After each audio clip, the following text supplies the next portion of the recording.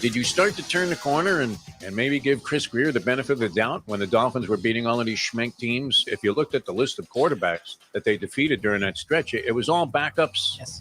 It was guys that hadn't even made the practice squad in the preseason that got re-signed. Yep. I think even some of these guys might have played for the Heat in the last 2 games. Nick Wallenda, unbelievable. What was his latest that he was like walking across 2 buildings in New York City, which would be much more dangerous if you were on the ground, if you look at what's going on in New York City, would it not? Would you rather be on a tightrope crossing, say, Madison Avenue? Of course, no matter how treacherous, no matter how windy. It still is one of my, visions that I will never be able to erase when Osteen was making out with Nick Wallenda's wife while he was saying, "Pray for me, Joel." And he's sitting on the side of the canyon there going, "I don't think you're going to make it back, Nick. You know, the Lord has chosen a path for you, and it's not necessarily a favorable one right now in terms of crossing the canyon." The time. Wake up with Defo, joined by Lubie. Welcome to the Defo Show.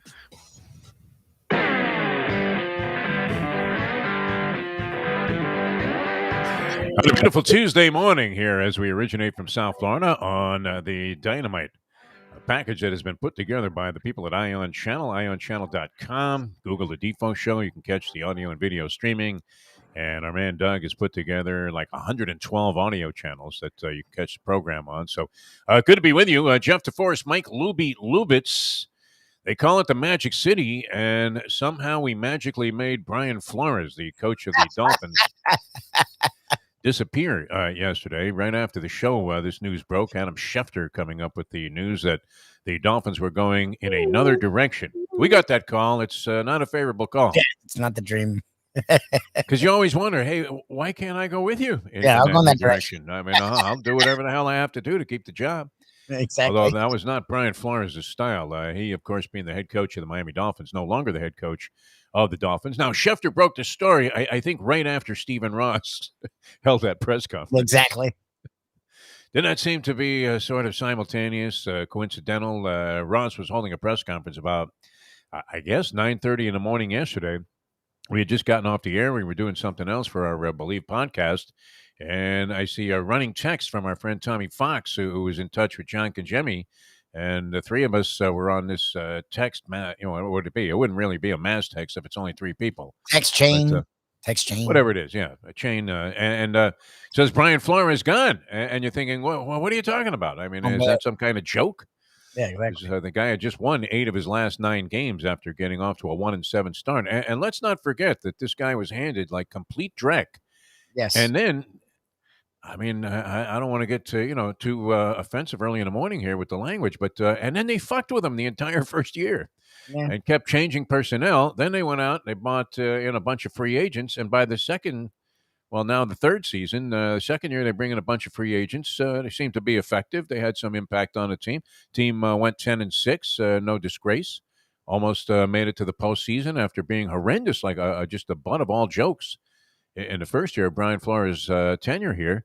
And then he almost gets him to come back from like the worst start that you've seen in football history, in Dolphin history, except for that Coco Cameron year where they went, when Coco was a coach, didn't they go 0-13 or something before they finally won a game? Yes. And they won 1 game that year, which was also a disgrace. That came after an extensive coaching search that was conducted by Stephen Ross. I mean, this guy, after a while, I've been a big defender of Stephen Ross. He's made some bozoic decisions, the owner of the team, in terms of how the franchise, in most people's opinion, should be run. Mike Tannenbaum a mistake, Smoking Joe Philbin a mistake. He inherited Parcells, kept him around maybe a little bit too long to let him influence the team. It didn't seem like his heart was really in it. Tony Sparano was the coach. Remember when they went off to seek out Jim Harbaugh when he was coaching the 49ers? And they took the private jet, and they didn't realize that people were tracking his movements.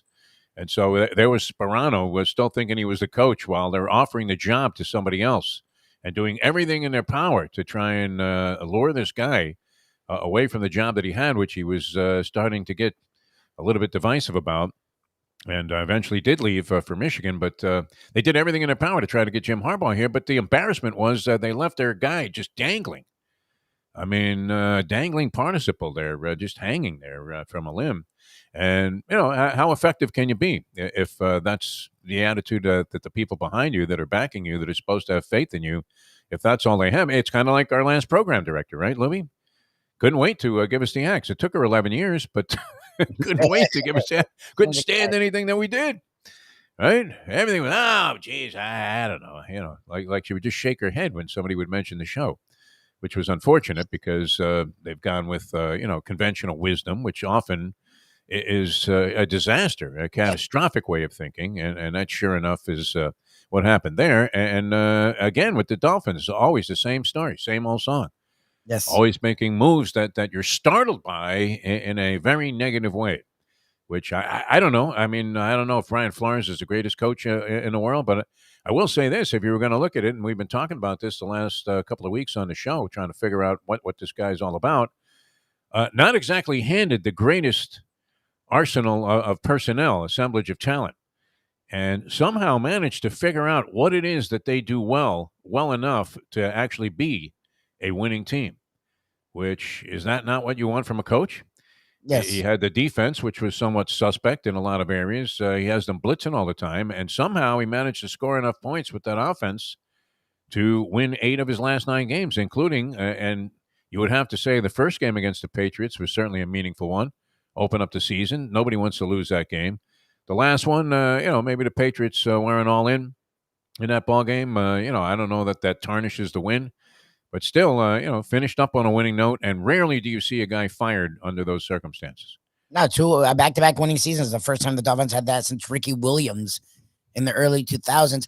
What's always fun with the Dolphins is, and I guess it happens in other organizations, like the shocking news will come, and then a flood of information will come out that you didn't know existed, and it'll just slam the guy. And it's like, okay. First thought, though, was that they already had a clandestine deal made with Jim Harbaugh, who's been, and you mentioned this yesterday, that Harbaugh's not denying that he might leave Michigan and may have some interest in going to the pros. That certainly seems fathomable, that maybe he figures, okay, I don't know that I can go any further here with the Wolverines. We beat Ohio State. We accomplished a lot of things, got to the college football playoff. We're not winning it against teams like that. Did you see the beef on those guys on the Georgia lines? Oh, I'm talking about, either side. These guys are massive. Are you kidding me? It's hard to imagine that these guys were in high school like just a year or two ago. My God, just humongous. And not that Alabama's any slouch in that category. The ass on that one offensive lineman, 73, had to be measured in circumference. They don't even have a pant size on that guy. They have latitude and longitude. That was the biggest ass I've ever seen. You talk about Sid Fernandez, the human eclipse of the sun. This guy was huge. I don't even know what his name was. 73 on the Alabama Crimson Tide. I'll look it up. I don't know. My God. So you're looking at that, and then you see the waif-like guys that go to the University of Miami, and you're asking yourself, can anybody really expect to be in that category? And the answer is no, and the divide is only going to get larger and larger, as Saban and Kirby Smart were complaining about. What kind of gratuitous BS is that, huh? Yeah, well, you know what? It's not good for football. Thank you, Nick. Of course, it's good for you. People are pitying Nick Saban, saying that he was without his 2 top wide receivers and his 2 top cornerbacks. I didn't know the corner thing, but I knew he was out of 2 top wide receivers in the second half, which sucks, but okay, works for me. Who could feel sorry for Nick Saban? So I was wrong with the don't bet against the devil, although the theory was holding up very, very well for a long period of time. Quarter. Yes. They're up 18-13, a real dull game. Now, I don't know what the final total was in terms of the over-under, but I know Mark Lawrence, I was thinking Lawrence, the whole game was absolutely right. And yet, that last pick 6 that went back for 79 yards, did that put the total over? I'm not sure. I don't know what the number was, but they ended up scoring 53. 53. Yes. Oh, wow. So it just made it under the number there with a final of 33-18, 51 points. So, wow. So Mark Lawrence, you wouldn't have had to anticipate schwitzing that after watching the first half. You had to do some math. Okay, am I safe? Where nobody could score. Anyway, that was a story that kind of was secondary here in town, the college football championship game. And I'm glad you were right about something, Lubie, which I don't mind. You don't want to be wrong if you do this for a living. Let's face it. Even if you didn't have money on the game, which I didn't bet any money on this game. Jersey Kyle had a deuce couple of sticks on Georgia. Nice. He liked them. We know Brandon Lang, one of our good friends, great Very handicapper. He liked Georgia in that game. The professor had a very slight lean, didn't seem to have a very strong opinion either way, but was going to take the points, I think, with Alabama. And Mark Lawrence was clear all in on the under, expecting a defensive struggle. And he was right. Which it was through at least the first 3 quarters of that ball game. And the under players were already lined up at doing a Kazansky, figuring that they were going to cash. And then it got a little bit dicey, but, not overly so. I guess, the total really wasn't in that much jeopardy because even if Alabama doesn't throw the interception, it goes back for the pick 6. Even if they score, the only thing that could ruin you in that spot would have been if they tied the game up. They were down 8, would have had to go for the 2-point conversion, make that. And if they were successful there, then you have a tie ball game. Yeah, and now, will an empty chamber. You would have been screwed. Because in overtime, they usually score like 3 or 4 times. And, so that usually takes the game right out of any possibility there is of the under players prevailing. So worst case scenario, right? You're rooting then at that point for, even if you were an Alabama fan, you're rooting for them to lose. Yes. You're screaming like you were talking to the fat kid that was shooting the basketball out of the corner. You're screaming, miss it, miss it, miss it. You didn't have to guard that kid. All you had to do from like 20 feet away was go, miss it, miss it, miss it. So, but a great mystery. And I thought with Michigan here for the Orange Bowl game, I mean, they were in town. Did it not make perfect sense? Was that not your first insinuation about what transpired there? Is that they already had a clandestine deal in place with Jim Harbaugh. They were going to make that announcement. But as this news was breaking, they were also denouncing any notion that they had an interest in Harbaugh. In fact, Ross now saying, and it would be very hard for him to go back on this, would it not? That, well, I'm not going to be the guy that takes Jim Harbaugh away from Michigan, which I don't know. I mean, you would have thought if they at least had a plan. What's that? If Jim Harbaugh ends up leaving, who gives a shit who took him away? Like, that's what my problem is. It feels like Harbaugh's going to get one of these jobs. Then why does Ross care? Yeah, you don't want to be the guy to go against your alma mater. However, if he leaves anyways, then why not be the guy? I don't know if Harbaugh's the guy for the Dolphins either way, but I'm just saying, like, if you're I'm not sure anybody is at this point. Who would want this job the way they just treated Flores and kept? This seems to be the thing that has everybody upset, including you, that Chris Greer, the general manager. Now, in the other situations, Rick Spielman was let go by the Minnesota Vikings, a one-time executive of the year, who, of course, was a general manager here for a while, and he was an abysmal failure as a general manager with the Miami Dolphins. And then, like a lot of people associated with this organization, I don't know what this implies, Lubie, but they go somewhere else and they have just monumental success. Yes, he had lots all of a sudden, this guy is to football what Branch Rickey was to baseball. Rick Spielman. A bozo, right? Making dumb trades for backup quarterbacks and giving away 3-4 picks, in the upper echelon of draft selections in the process of accomplishing nothing. And go somewhere else, all of a sudden, he's a genius. What did he do? He drafted Adrian Peterson. That was like the big move, and that turned the Vikings into a perennial winner there for a while. Yep. All right. But whatever magic he was working in the beginning wasn't working of late. As surprisingly, too, I mean, if you look at Zimmer's record, the coach that got fired by the Minnesota Vikings, it's not really that bad, is it? He's like 72-56. Yeah, most teams would take that. They were consistent, but they were what I think Flores was going to be next year, right? Like, Flores couldn't figure out the offense. Supposedly, he was going to get rid of the offensive coordinators again and start over again. So the offenses weren't good. He couldn't figure out the offensive staff.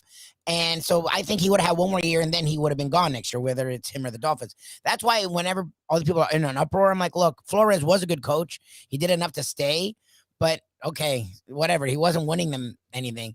My problem is the Greer stuff. Like, he's had 3 drafts where they've had like double-digit picks, and he's hit on 5. Like, that's pathetic. Like, they don't have a dynamic team, that's for sure. I mean, this guy's been building this team for 3 years now. No, I mean, really, if you look at it, he's been in complete control for 3 years, and he was influential before that. Yes. And they've been lousy the entire time that this guy has been there. So I don't know what direction does the fickle finger of fate really point in? Was it the coach? Now, if you wanted to fire Flores because you didn't like the way that he was handling things, now he had a lot of turnover with assistant coaches, as you mentioned, and couldn't seem to find a formula there, and that sort of suggests a little bit of erratic instability on his part as a head coach. Either that, or he's such a Belichickian taskmaster. But Belichick isn't turning over assistants all the time. They stay forever. Guys leave because they get head coaching jobs. Yes, his guys stay forever. Whereas here, guys leave in disgrace and anonymity. Yes, so honestly, that's not good. But I mean, Chris Greer has had 3 years of complete control.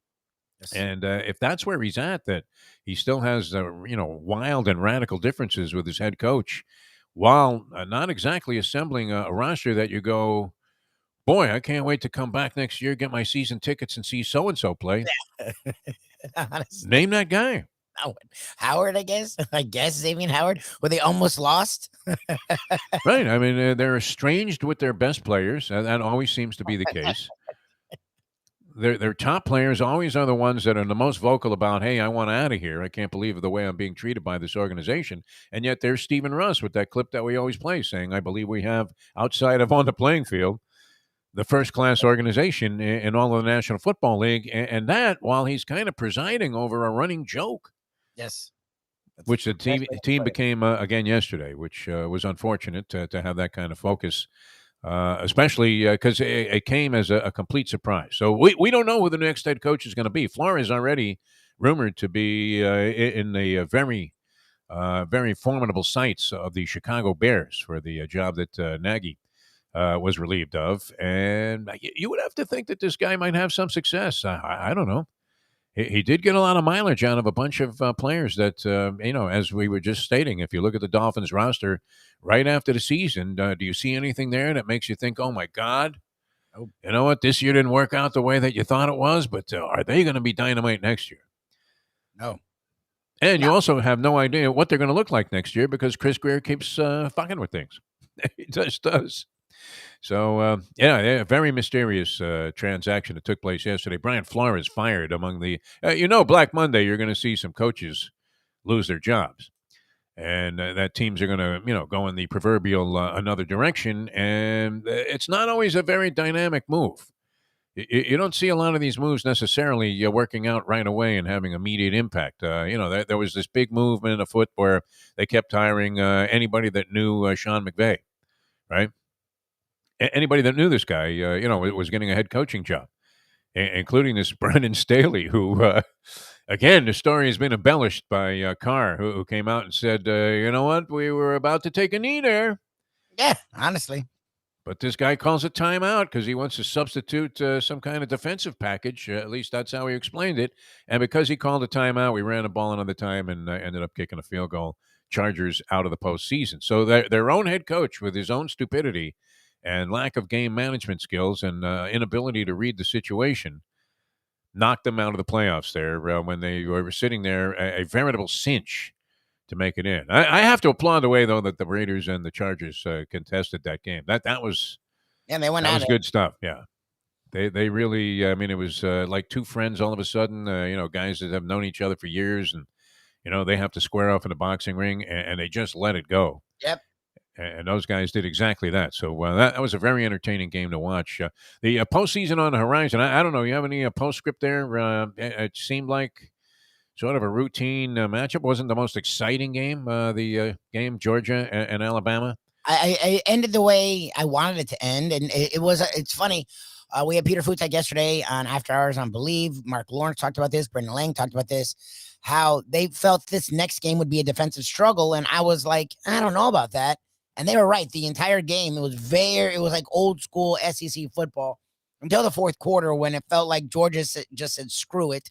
And their offensive line started leaning on Alabama's defensive line. They started moving the ball, and Bennett started chucking it down the field. And finally, you saw a little bit of modern day football. Stetson Bennett, an interesting story. A walk-on at Georgia, and ends up being their starting quarterback and leading the team to its first national championship. Was Vince Dooley coaching since like the 30s there? That's what it felt like. They showed Vince Dooley, and it was like 50 years. It's like, what the hell? Dooley. Hang down your head, Vince Dooley. Like 1948 to 1988. I was like, what the hell? Like, 48. No, I don't know. I'm joking. Yeah, it could have been. I mean, that could have been his lifespan also. I mean, he was That's coaching what I thought it was. since he came out of the womb. They gave him the job there, Vince Dooley. He was always associated with this Georgia football program. 1980, the last time they won the national championship. You talk about a drought for a team that's been knocking on the door there and always considered top 10 team coming into any given season, top 5, sometimes even higher than that.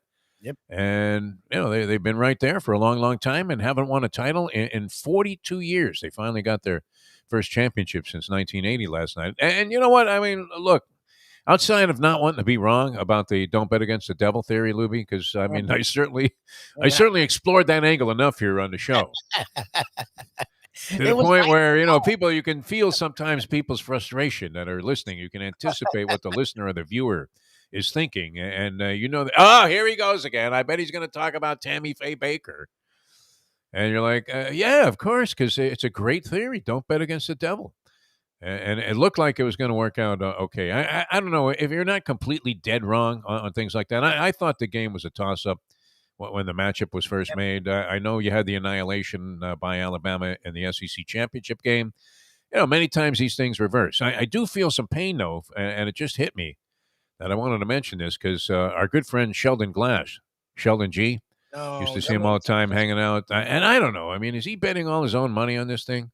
When a guy wallows up to the window and puts down $75,000 at plus 120, $75,000 at plus 120 on Alabama to win the national championship, right? It sucks. So they have a layup, a gimme, kind of a bye week, just a tune-up against Cincinnati. And that's what it turned out to be. They didn't have to, I don't know that they worked all that hard to beat Cincinnati. They just ground them down to a nub, better talent, vastly superior, and won the game going away. It wasn't really much of a threat there. I don't know that you ever felt at any time that Cincinnati was going to win that ball game. Did you? No. Oh, okay.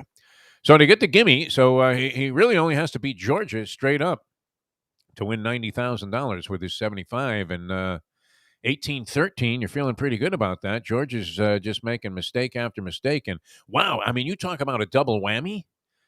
How close on that play that looked like it was going to turn the game in Alabama's favor, right? Where they fumbled it like the 15. You mean quarterback dropped back to pass. His arm was kind of coming forward, so that was very sketchy, that call.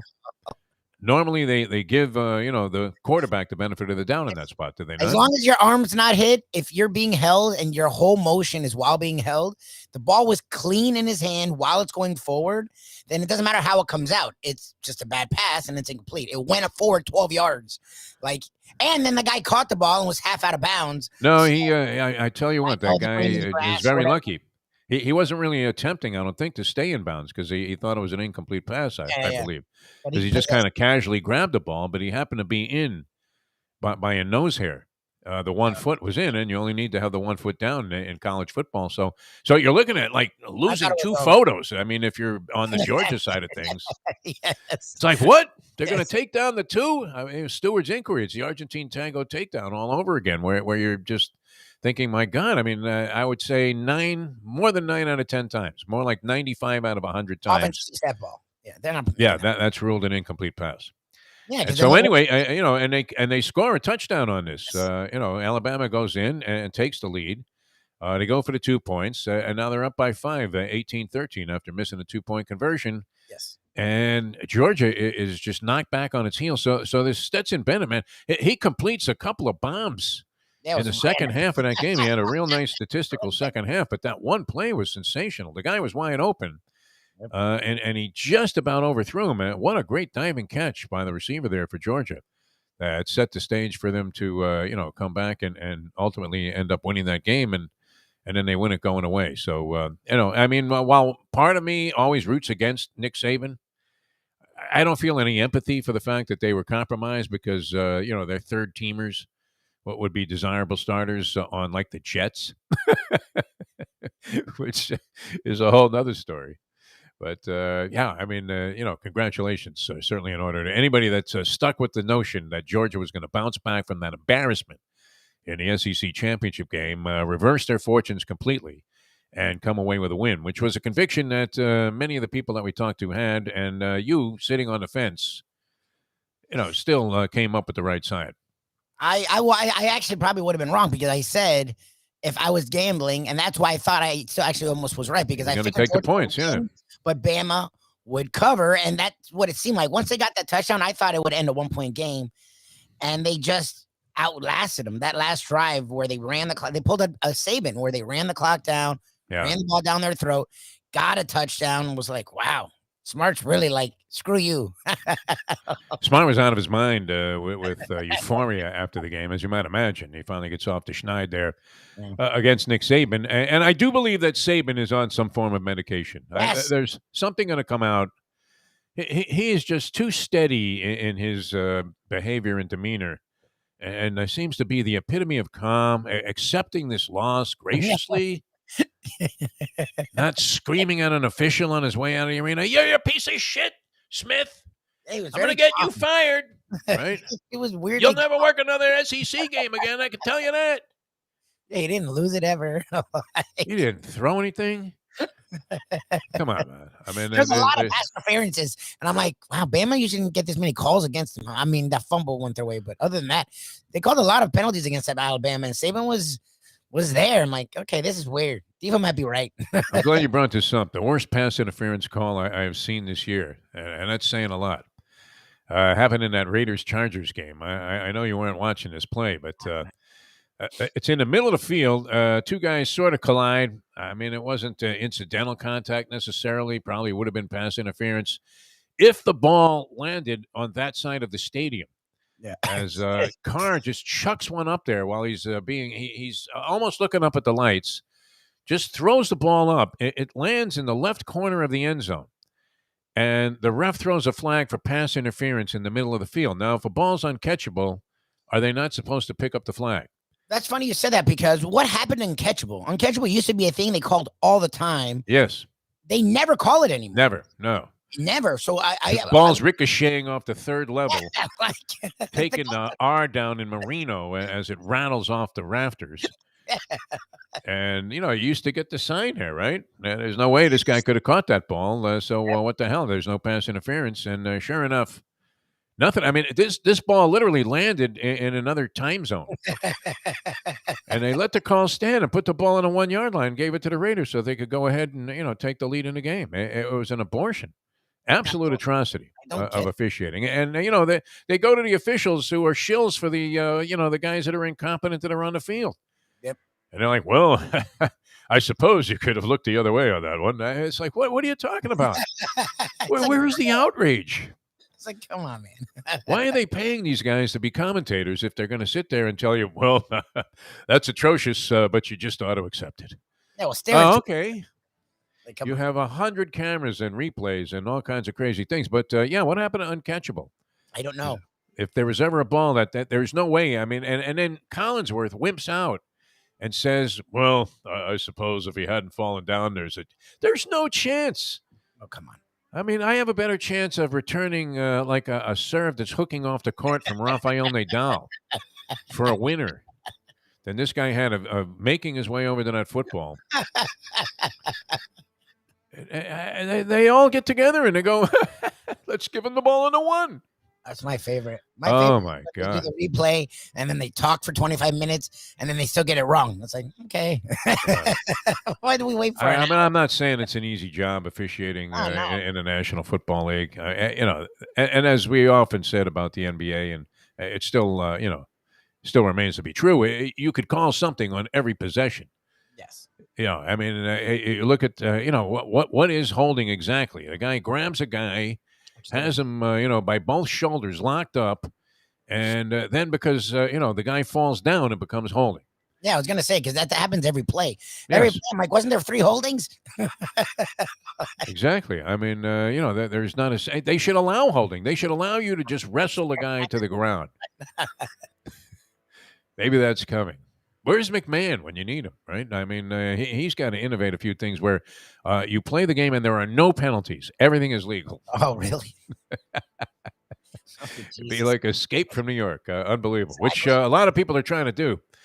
Dave Gettleman finally retired, and there was some talk that Joe Judge, the coach of the Giants, would get fired. That remains somewhat in limbo, but you would get the impression that if he wasn't fired already, that he's going to be coming back, no? That is what I'll say for Brian Flores. Like, guys like Joe Judge keeping their job, then Brian Flores shouldn't have lost his job. No, I don't think, the fan base seemed largely, I mean, I don't know that it was unanimous, but there was no reason to sit there and go, well, geez, this Brian Flores, what a bozo. No. I thought he did a pretty good job with what he was handed. Almost amazing that he was able to win 5 games that first year. Could have easily been the coach of the year. And it came back. Nobody really anticipated they would leapfrog from a 5-win team to a 10-win team the second season. This guy has a whole different set of players, essentially. Yeah. And then, he comes back this year. I mean, he was winning with Fitzpatrick, right? Yes. Ryan Fitzpatrick was winning ball games, late in his career. A journeyman's journeyman. Nice enough guy, but, it wasn't exactly like, this guy was a modern-day Joe Cap, wasn't he? Yes. Not exactly the kind of quarterback that you think, okay, well, we're styling at that position. So, a very remarkable job. That was I don't know, was it a shocker, Lubie? Yesterday? Yeah, you and I, when it came on and we were like, what the hell? I didn't see it happening because the guy did win back-to-back winning seasons and they had momentum. This whole time, though, was very honest. I was never as happy with him as everyone else was. The fact that every year they had a new offense coordinator, the fact that it seemed like he clearly was out to get Tua. So to me, it's like either don't draft the kid or go all in. Like Flores was really weird with Tua, and it's come out that Flores was the one that was behind trying to get Watson.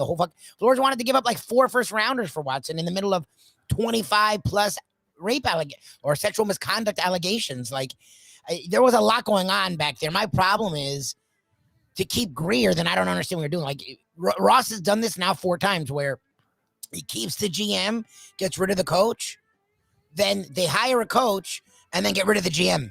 Yeah. Because that's what's going to happen. Like Greer's not going to make it out of next year. So whoever the consensus, seems to be on your side of this argument. It's just weird. It's like, do it the right way. Then you alluded to it before and then we moved off. But like most of the other teams got rid of both guys. Ryan Pace is gone and Matt Nagy's gone. Like that's usually what Gettleman's gone and Judge May. That guy Pace, though, he absolutely buried that franchise. Maybe it was a lot of bad luck that he incurred, but nonetheless buried that franchise. I mean, they're finished. They have nothing going. I don't think they have a first-round pick until 2030. Something like that. They traded off everything, and they didn't get as much out of Khalil Mack as they needed to for the deal that they made, and then they blew it with quarterbacks. Yep. And unfortunately, he has them so compromised that the Chicago Bears don't look like they'll be good for a very long time, unless this quarterback turns out to be something. Which what happened to him? Fields. Matt Nagy. Matt Nagy happened. Was he like 2-8 as a starter? Fields. He and Trevor Lawrence are 2 talents that 2 coaches totally ruined, and we'll see if Lawrence and Fields can figure it out. I like both of them. So what was a weirder? The Urban Meyer thing was probably one of the most interesting. Obviously a lot of people don't like Urban Meyer. We're not huge fans of Urban Meyer's, as evidenced by things we've said, very disparaging remarks for years on the show forever. You're an asshole, Urban. There, I said it. Right? You bring up Urban Meyer and people immediately start thinking, you're an asshole, Urban. That's the first thing they say. Phony piece of crap. Yes. Very wealthy, phony piece of crap, though, and very successful, I guess, at what he did. But wow, I mean, that was a very interesting storyline going into the season, and it only got weirder once the season started. Yep. And yet he had a win over the Miami Dolphins, a win that obviously now prohibited them from going to the postseason. And ultimately, I mean, if you really want to, break it down and do an extrapolation on this, probably cost Brian Flores his job. Because if he makes the postseason, there's no way they fire the guy. No. So by a quirk of fate, where the Dolphins' record was what, 9-8. Yes. And here's Pittsburgh in there with like 9-7-1. Yes. How close they came, right? And a couple of atrocious losses that they incurred during that 7-game losing streak. So Brian Flores lunched out yesterday, and that came as a surprise because it was not. I think that was the bigger surprise, Louis, that it was not a package deal. Yeah, I mean, like Greer has not been good. There's everyone around the NFL was like, why is Greer still there? That tells you the kind of job he's done. Ross does a snow job on Stephen Ross, which seems to be pretty easy to do if you're on the right side of his willingness to listen. Because he had that guy Peterson forever that was burying the franchise. He stuck with Mike Tannenbaum burying the franchise. I don't know. Nat Moore is always whispering in his ear. I like Nat. That's a nice What guy. is he saying to Stephen Ross? I don't know. Ross, no, Marino Ross is up there. Marino knows what he's doing, doesn't he? Ross has shown, and it's like that thing. He as good as he is in business otherwise, when it comes to football, he wants like yes men. Like anyone that challenges him, and I didn't like Adam Gase, but that was Adam Gase's thing. Anyone that challenges him, and that's Brian Flores' problem, is Brian Flores had a adversarial relationship with Greer and Ross. That's what's come out. And that's fine. You need to get along with your bosses, but like to expect them to be yes men too. Like, so if they're yes men, they get to stay for another 3 years. Like that's what Ross does, and that's utterly ridiculous. It's that one guy, the Con Edison guy, that's down there with a jackhammer while 32 guys in suits, white guys in suits, are standing around, doing nothing, collecting a big fat paycheck, and one guy's schwitzing and doing all the work. That would be the guy that you would go to and ask, "Hey, how's the job going?" Exactly. Would it not? And that would be Brian Flores. I mean, he was the guy that was in the trenches there with these schmanks that they assembled. And you would think that he would have been the guy that they would have trusted, the voice they would have trusted the most, but it wasn't the case. So everybody thinks he's going to land another job right away, including the people that are speculating about the Chicago Bears opening already with Flores among the top 2 or 3 candidates to get that gig. I don't know. I mean, usually a guy with limited experience as a head coach ends up again as an assistant somewhere before he gets another shot. That leaves 2 black head coaches, by the way. Yeah, currently employed in the National Football League. Way to go, Raj! That's the one thing that Ross, I like. This is where I think you need to go for a Bieniemy. Like if you're the Dolphins, that's what I think a lot of people are pissed about. Is he was Latin American and African American, Brian Flores, and he was doing a good job, and he was winning, and he did a better job than Philbin, and you get rid of him. Okay, Mr. Equality. Maybe they bring back Philbin. He's still in the league. Yes. That would be a popular move. Actually, that would be a typical move of this franchise. Hell-bent on self-sabotage. That should be the title of the game film. The feature film that they show at the Dolphin Breakfast when they're trying to appease the season ticket holders that they're not going to want to scalp their tickets by mid-season. You see them all on StubHub. Great seats, half price. All right, we're coming back with more. We have a lot going on the program today. You had a college football championship. Congratulations once again, Southern Brian and his Georgia Bulldog fans. They have to be elated. Nick Saban was defeated, so the devil went down in this ball game. Unfortunately for me and all of the people that I may have influenced here, Mr. TikTok. You can bet against the devil and win. Happens. Just need him to lose his 2 receivers. Yeah. Well, I don't know. I don't think you make excuses for Alabama and personnel.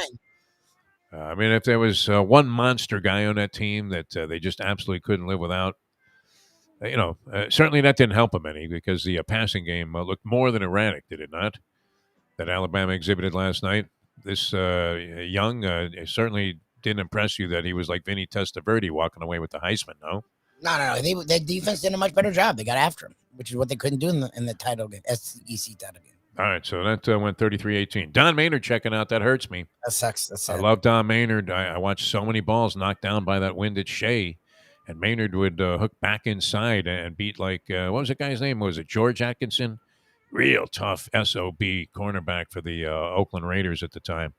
And, right up, Fred the Hammer Williamson couldn't contain this guy. And there were, a lot of great corners in the league, and Maynard would beat them. And it didn't look like he was the speediest of guys. It wasn't large, in terms of what we would consider to be size for a wide receiver.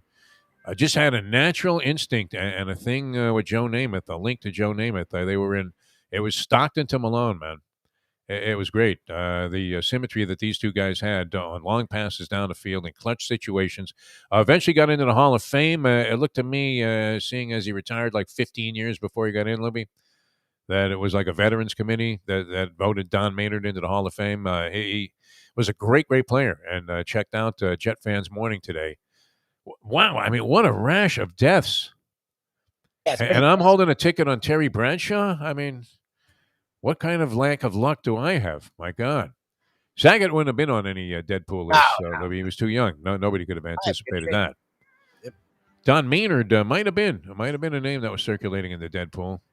So maybe somebody cashed on that. You would think that somebody already hit this thing, right, with the number of people that have just checked out in the last week or so. Unreal. Dropping like flies, Lubie. Like flies. All right, we're coming back with more. Hialeah Park, a great place to go. You're looking for entertainment here in South Florida. A lot of people, tourists will stop you on the street and they go, "Hey, where can I go to get entertainment here, Defo?" Easy. I go, "Easy, man. You just hop in your car and drive down to Hialeah Park. It's well worth it because once you get there, it's a spectacular. It's just like a bonanza for the senses when you walk into that casino. Absolutely fantastic. Now we've been pushing this boxing match, which is taking place on the 28th. That is going to be great. A dynamite evening of boxing at Hialeah Park. Get tickets online while they last, man. Those things go quickly. And with the stellar roster, I mean, these are some very, very exciting Cuban fighters that are pushing their way up the ranks in the pros. And, it's not like you got a bunch of guys that are 1-0. I mean, these are accomplished fighters going to be in there and starting to get tested a little bit. So, going to be very, very exciting. And it's a great atmosphere. You've been there ringside, Lubie. You had a blast. Sure. Worth the investment in some ringside seats if you want to get a great perspective. That's got to be on a limited basis too, right? Because you're sitting there with dignitaries. Yep. Lubie, how cool was that? And a lot of guys in the game like to hang out in Miami. So you'll see in the crowd. Yeah. like, okay. Yeah, the fights in the stands. I mean, nuts. I could assemble like a great, a card just from the guys that are in the stands. It was fantastic with the celebrity element there. And that's the way Hialeah Park has always been. Just a spectacular destination for entertainment.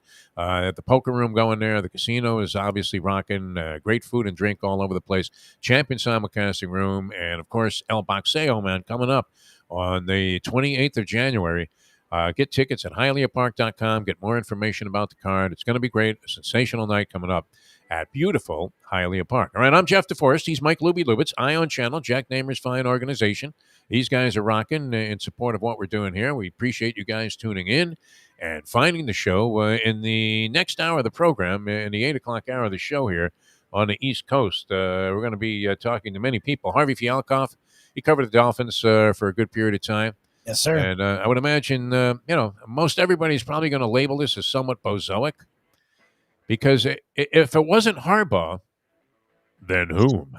That's my problem, is to make this move and not know who you're getting is a little weird. Right. Like, it wasn't you would think that move comes with a distinct and definitive plan, correct? Yes. That you already know what you're going to do, that you maybe already have even signed a coach. And, as illegal as that may be, but in essence, you have already come to an agreement with Jim Harbaugh, and then you announce, okay, we're firing a coach here, and maybe Harbaugh has voiced that, this Chris Greer, he can really spot him. I don't know. I mean, can you imagine somebody having that opinion? A so-called football guy, a guy that has seams on his forehead, right? He's got the laces right there. Greer sucks. Yeah, I mean, you can't imagine any incoming coach who would be overwhelmingly thrilled that he had, as Parcells used to say, somebody else picking the groceries, right? Well, and the problem, supposedly Flores was highly involved in personnel, but over time, I guess, they had parted ways. They were working together at one point, but Greer and Flores supposedly hadn't talked in like a month. That's not... What would surprise you in a good way, though? I mean, okay, so Flores, we didn't know exactly what to make of him. I don't think I don't know that anybody thought, okay, he's definitely the next Lombardi. He might turn out to be a highly successful coach. It's very possible. And I thought he was overwhelmingly successful here. Way overachieved what you could have asked from him when he got the job, because most people, when they saw what happened right after he was named the head coach, they got rid of all of their talent. Yes, well, that was my problem. He was really good at coaching up guys, but he was very much like Gase in the sense that he wasn't great with the stars. Like, Howard had an issue. He got rid of Minka Fitzpatrick. He's the reason the guy they brought in from the Patriots didn't work out was Flores. He really he really had issues with the stars. And as we've seen down here, that's not a good thing. So look, the guy's a good coach, and he's still young, but he needs to work on a lot of stuff. It's almost like Belichick when he was with the Browns, where he showed some signs, but he needed to work on stuff. And Flores, he couldn't figure out the offensive staff. The hiring of Chan Gailey was just freaking weird. That was weak. 2 OCs, I've never even heard of that. He did a lot of weird shit. So he's a good coach, and I could have seen him getting one more year, but I'm also understanding of some of the issues they had. I just don't get this Ross move time and time again of coach, GM, coach, Coach, like it doesn't make any sense. But I mean, have some kind of definitive plan in place, right? Exactly. You would think if they fired Flores, they would immediately announce, since it was a surprise, immediately announce, yes, and we have, whomever, man. Sneaky hire. George Allen's coming back from the grave to coach his team. And I don't know what move could overwhelmingly impress anybody that this was a distinct improvement over having just Brian Flores come back and prevail and preside over this trek. I think if you pull Bieniemy out of your ass, the one guy that people have thought should get a job for 3 years, that's sort of, and he is an African American, I think that sort of pacifies people because again, he's an offensive minded guru guy who's been overlooked. I think he's the move, but again, you haven't heard his name mentioned. So No, I don't even think Ross knows how to pronounce it. exactly. What? The enemy? Is he a rapper? All right, we're coming back with more. We've been trying to get to this break here for a little while. Harvey Fialkoff, Brett Tester, the agent to the Stars, and David Furones, who was covering the Dolphins this year for the South Florida Sun Sentinel and does a great job. And, interesting year on the beat. Would you agree? Yeah. First time out there. What a year. Team's in the tank. They're in the toilet. They're a disgrace. All of a sudden, they start turning things around. They crawl themselves back into the race. At their big moment of truth, they fall flat on their face, man. Here's Luganis. Oh, no. The tide was going out, and he jumped already. I mean, you're thinking, hey, Greg, don't hit your head on the rocks there. And then, they come back and beat the Patriots there, and everybody's elated. 9-8. All right, not too bad. We'll take it. Back-to-back winning seasons, and maybe hope that instead of getting buried at the beginning of the year like they always do, they might come out of the chute with a little bit of fire this time and, maybe make their way into the postseason, make some noise. These matchups are a little weird, too, in the postseason. I don't know. Lubie, what do you think? Anything stick out? No, I thought we're breaking. So we're not breaking? No, I want to get into that in the next segment. Okay, I'm ready. I'm doing a professional tease here. So trying to figure out who the hell is in the playoffs. I was going to say. No, I was looking at some lines this morning. I like a couple of chalk entries here in the playoffs. I think the Bills will handle the Patriots. I believe they will. Which scares me. Yeah. I believe that the Bills probably will. 4.5 is not an overwhelming amount of points to lay. Certainly, it's possible that the Patriots do what they usually do, which is surprise the hell out of you at how well prepared they are to deal with whatever it is that they feel that they have shortcomings against.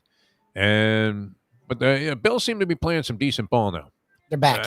I know they struggled a little bit in that game against the Jets, but they eventually won going away.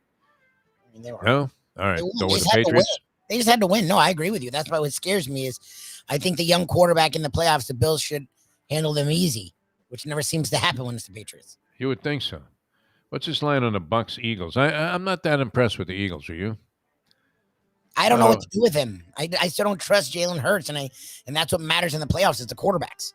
Would you like the Rams laying 4 over the Cardinals, who had been slumping badly at the end of the season? They had clinched early. They didn't play very well. They didn't make a great account of themselves. The Rams just got beat coming from way ahead by the San Francisco 49ers in what seemed like it was a meaningful game for both teams. Obviously, it was for the 49ers. Rams were already in the postseason. I don't know how much they could have improved their situation by winning that game, but they're up 17-0 and they lose. Yeah, it's not great. A little strange. And Matthew Stafford in the clutch, my friend. I like Matthew Stafford a lot. I really do. I had a chance to interview him when he was coming out of college as the number 1 overall pick. And I was on one of those radio rows. I think I was out there by myself. This predated our working together, Lubie. Attending many radio rows, including, was it really 10 years ago that we were in Indianapolis? It was. Yes, sir. Wow. That was a long time ago for that Super Bowl. And what was the name of that restaurant? I'll have to ask Tessler because he always gets a table there. St. Elmo's. St. Elmo's, yeah. Elmo's. I don't know. I mean, would you think it was any great distinction? We'll have to ask Mike Mayo, the gambling gourmet, to be known for the same item that Circus was known for in Las Vegas, the shrimp cocktail. Yeah, they're like, they have a great shrimp cocktail. I'm like, who has a bad one? It's just big shrimp. Yeah, what do you do? I mean, how do you screw up a shrimp cocktail? How do you have a great shrimp? What does that mean? It's a shrimp and some cocktail sauce. Shrimp cocktail. Jim Gray reporting. All right, we're coming back with more in a moment here. Special hello to our good friend Frank Fiore. He listens to the show every day. Frankie, we love you, man. Can't wait to see how this whole boxing thing turns out. Back with more in a moment here on the Defo Show. Jeff Deforrest, Mike Lubie Lubitz with you. Ion Channel, the place you find us. Google the Defo Show. Catch all of the shows right there, and we'll return with more in a moment. Now that. The time. Am I shaking my shoulders a lot? Seem to be like overly enthusiastic today. We're just in a good mood. Saving loss. It's a great day. Yeah. We just rambled for like 50 straight minutes here, setting a podcasting record. It's 7:50. It's the Gambling Gourmet for Cafe Seville in Fort Lauderdale. It's one of my favorite places.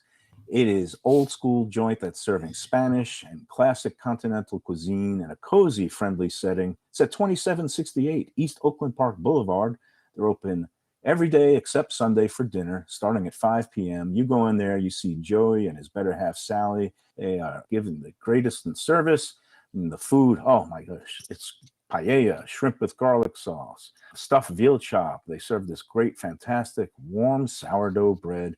Go to Cafe Seville in Fort Lauderdale and tell them that the Gambling Gourmet sent you. Hey, folks, Tony Segreto here. What if I told you you could go to a great restaurant, feel completely safe because their COVID protocol is unmatched, have an amazing meal, have a great time. When the bill comes, you won't get sticker shock. You're going to say, that's too good to be true. No, it's not, because I'm talking about Texas Roadhouse. Great family atmosphere, great atmosphere for a couple, great atmosphere if you just want to go by yourself and watch a game and have the coldest beer in town. And while you're doing that, have the best bread in town.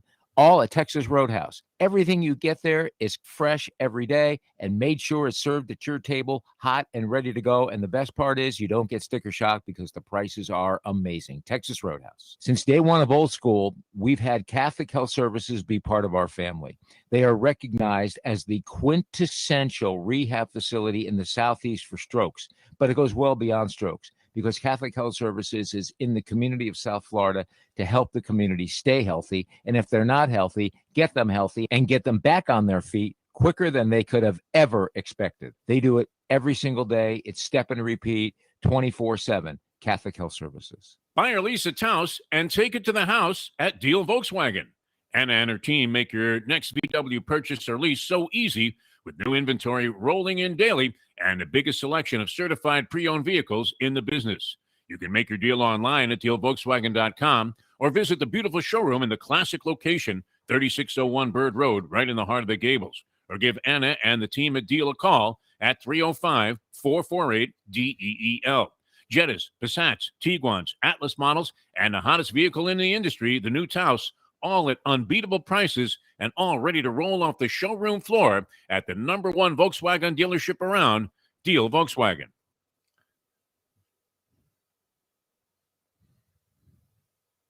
All right, what was the worst excuse you ever made in your life, Justin? Well, I did call into work one time using the excuse that I had anal glaucoma.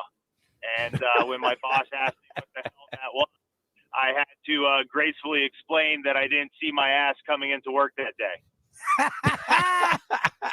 Buenos dias. The cafecito is piping hot. Why not enjoy it with Defo and Lubie? It's now time for the Defo Show. Welcome back to the show. Jeff Deforrest, Mike Lubitz with you on Ion Channel here. Jack Namer's fine organization, and always great to have the lovely Amy supervising the many things that we do here on Ion Channel, and of course Brad Schiller with all manners of technology. Jeff Deforrest, Mike Lubitz with you. Harvey Fialkoff is going to join us in the 8 o'clock hour. Harvey, always a guest to talk to. What we thought we might be talking to him today, and I don't know how deeply into this whole Novak Djokovic story is everybody. I mean, it's big headline news on like Good Morning America and all of this stuff. Do people really give a flying one whether Djokovic plays in the Australian Open? It's interesting that he would be even in consideration to be denied a chance to go there, but he's in violation of what has been very strictly apparently enforced rules about vaccinations and people coming into the country of Australia. I think people in the tennis community care. I think internationally it's a big story because tennis still carries some weight. The problem is in America, the last 10, 15 years, tennis has sort of fallen by the wayside. So unless it's like Nadal playing Federer or one of those three guys playing each other, no one really seems to give a damn. Yeah, I guess Rafa's back in action. Federer, I think, may be well retired at this point. Feels like he's done, yeah. Not sure if he intends to come back and play or at what level or what tournaments. I guess he always likes to give it a run at Wimbledon. But, Djokovic, and that status is still unclear, which is pretty amazing, is it not? Yeah, that's weird. Yeah, how is it possible that we don't know yet? I mean, one faction or more than one faction in Australia is saying, "Oh, okay, no problem, man. Yeah, sure, you had it. All right, that's good enough for us." Which, by the way, stuff is spreading like wildfire again. Not as devastating as other forms of COVID-19 have been. I know people are still checking out, like one is too many. But nonetheless, it's spreading like everybody has it, Lubie. Well, that was the one thing is in the last month, I can name a lot of people I know that had it. They all were okay and got out of it. Yeah. And all vaccinated. Most of them didn't have boosters, so it does show the value of the booster. But they all did get it and they did feel it, which I was like, oh, that's still a thing? Like, shit. Yeah. I mean, who wants to have some overwhelmingly painful headache?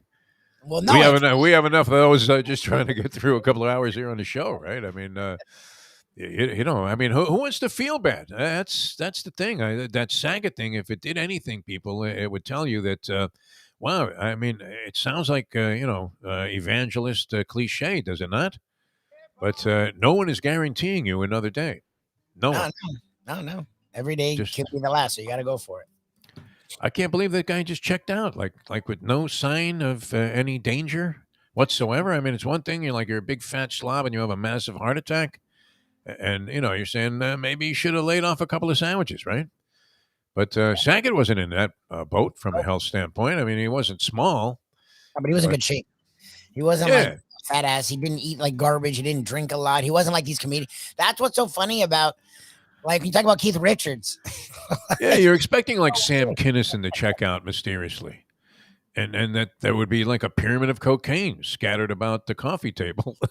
Yeah, that wasn't Saget at all. So anyway, I mean, you're just not guaranteed another day. As we were evidenced with once again yesterday in a figurative sense, where, out of nowhere, all of a sudden, these unbelievable things are being said about the Miami Dolphins organization parting ways with their coach who just inspired an incredible winning run at the end of the season there, working with nothing, right? Just naked, running in the streets, screaming, "Hey, somebody play football for the Dolphins." Duke Johnson, their best running back at the end of the year. I mean, the first guy that was producing 100-yard games since once. It's Mercury Morris and Jimmy Kick. What it felt like. And the Zonk were there. And where did they find this guy? We still don't even know. What was his previous position? Duke Johnson. Was he playing football somewhere? I don't think so. No, he was off. He was on other teams, and then he was kicked off. They got him off the waivers. No one wanted him. There you go. Another stroke of genius by Chris Greer. Why do you want to get rid of this guy so desperately? There was a guy walking the streets that no NFL team wanted to touch. Horatio freaking Alger is out there and available to sign. And, we don't have anybody better than that guy. And he comes in and immediately becomes your best player. Yes. So what does that say about the rest of the guys on the roster? Not much, right? Not one team wanted this guy, Duke Johnson. He's walking around. He's thinking about, getting a regular job, right? He's got a copy of the classifieds in his hand and going, okay, yeah, they need a clerk over. No, I don't know what he was going to do. Seems like a really good guy and a well-spirited individual, does he not? Duke Johnson. By the way, he had some off-the-field problems, but from what we know, he's okay. Like I said, he's a real no. No, he's fine. Antonio Brown looks like a choir boy compared to this guy. No, I don't know. He seemed like he was all right to me. Yeah. Did you have any luck with Larinaga? What's the story on that? Or did they tell you? Thursday morning, he's going to be joining us. We're going to have to rework. Oh, get out of here. A little bit, yeah. So he's coming Thursday. So we'll figure out our Hialeah Park Trivia Challenge action, and then we're going to finish up with Jim Larinaga, the very hot Miami Hurricanes basketball team. That's an unbelievable story, is it not? I mean, you talk about flying under the radar. Did anybody mention Hurricane basketball? Nothing. I didn't even know. Last year, I guess, was a disaster, right? From a lot of different injury standpoint. They keep reminding us they had a lot of injuries, and Larinaga told us multiple times, if we're healthy, watch out. And I guess they're healthy, and we need to watch out. People were critical. There were some critics of that hire when Larinaga got the job because he was like 61 years old. Yeah, it was. And they thought, like, hey, who is this old buzzard, man? But if you can coach and you're dedicated, and you can hear it whenever he speaks with us, Yeah, he's how dedicated to this gig that Jim Larinaga is. And a lot of basketball coaches are like that. He's a little bit different than, say, talking to Rick Pitino or, any of the other top coaches. Calipari, a lot of personality. And it's not that Jim is some deadpan guy, but so thorough, right? Don't you get the feeling that this guy's like a scientist of sorts? He remembers everything. He remembers not only the old players, Yeah. but he's very modern too. It's really weird. And every time we talk to him, I learn a lot. Not just something. I learn a lot of things. All right, so that's going to be on Thursday's show. That's going to be a lot of fun. Jim Larinaga going to join us for the first time here on Ion Channel. And always a lot of fun talking hoops with Larinaga. As you said, I mean, I love exploring college basketball history with Larinaga. We always throw something really old school at him. So it'll be enjoyable having him on the show. So good job, Lubie, digging that one up because he was always a big friend of the program, and we haven't had him on. And now all of a sudden it looks like we're fair weather friends, right? No, the guy when he beats Duke. Otherwise, he wasn't good enough for the show. What are you talking about? I would have had him on otherwise. It's just we've been heavy in football. We haven't talked any basketball. Yeah. It's not. We'd have him There's on. There's reason to now, especially since the football season is coming to an end. The college football is off the wire there for the next, whatever it is, few months. All right, so we're coming back with more. Harvey Fialkoff going to join us. Brett Tester, the agent of the Stars. David Furones. We're trying to get to the bottom of the Miami mystery. What the hell happened with this whole Brian Flores story? David Furones of the Sun Sentinel all over that. So a lot of action coming up in the next hour of the program. Stick with us here on Ion Channel. Google the Defo Show. Tell your friends about it. Tell them about Lubie. I'm Jeff Deforrest, and we'll be back with a just big run of guests coming up in just a moment. Now that The time. it's 8:01. Play the ponies in style at Champions, the outstanding simulcasting room at beautiful Hialeah Park. Yes, the grand old lady of thoroughbred racing has never been more vibrant, and you can wager on the races from the top tracks around the country while enjoying a cocktail at the Brass Rail Bar or any of the fine food served throughout the facility. If poker is your game, you're covered in style, and you can play all your favorite Vegas-style games, including blackjack, craps, and roulette in Hialeah Park's sizzling hot casino. Get a player's card when you walk through the door for all kinds of generous amenities, including our favorite, free play, when you come out to the ultimate casino and entertainment destination, Hialeah Park. Hey, folks, Tony Segreto here. What if I told you you could go to a great restaurant, feel completely safe because their COVID protocol is unmatched, have an amazing meal, have a great time. When the bill comes, you won't get sticker shock. You're going to say, that's too good to be true. No, it's not. Because I'm talking about Texas Roadhouse. Great family atmosphere, great atmosphere for a couple, great atmosphere if you just want to go by yourself and watch a game and have the coldest beer in town. And while you're doing that, have the best bread in town. All at Texas Roadhouse. Everything you get there is fresh every day and made sure it's served at your table, hot and ready to go. And the best part is you don't get sticker shock because the prices are amazing. Texas Roadhouse. Hey, it's Mike Mayo for Even Keel Fish Shack, corner of A1A and Commercial Boulevard at Lauderdale by the Sea. It's my favorite place now for great seafood in a casual beachfront setting. They've got happy hour 4 to 7 Monday through Friday. They've got great dishes like grilled oysters and oysters on the half shell, bang bang shrimp, lobster rolls, octopus. They also have burgers and chicken for those who don't like the seafood. They're open 7 days a week for a lunch, dinner, and weekend brunch.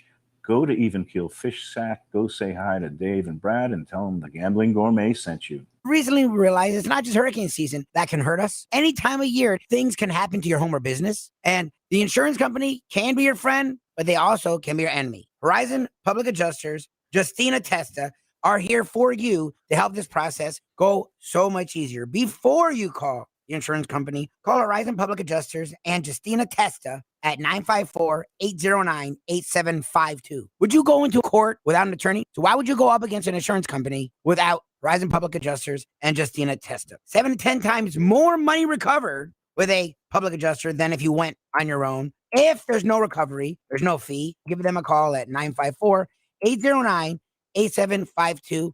Why go up against insurance companies alone? You can have Horizon Public Adjusters and Justina Testa on your side. Buy or lease a house and take it to the house at Deal Volkswagen. Anna and her team make your next VW purchase or lease so easy with new inventory rolling in daily and the biggest selection of certified pre-owned vehicles in the business. You can make your deal online at dealvolkswagen.com or visit the beautiful showroom in the classic location, 3601 Bird Road, right in the heart of the Gables. Or give Anna and the team at Deal a call at 305-448-DEEL.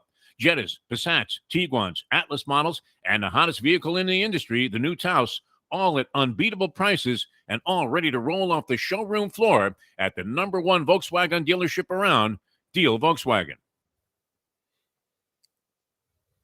I mean, if you look at our organization today, and you've seen what we've done, from every aspect except on the playing field, we're probably the first-class organization in the National Football League. It's now time for the Defo Show. Welcome back to the show on this fine Tuesday. Jeff Deforrest, Mike Lubie, Lubitz with you. The Defo Show here on ION Channel and all around the world, streaming audio and video.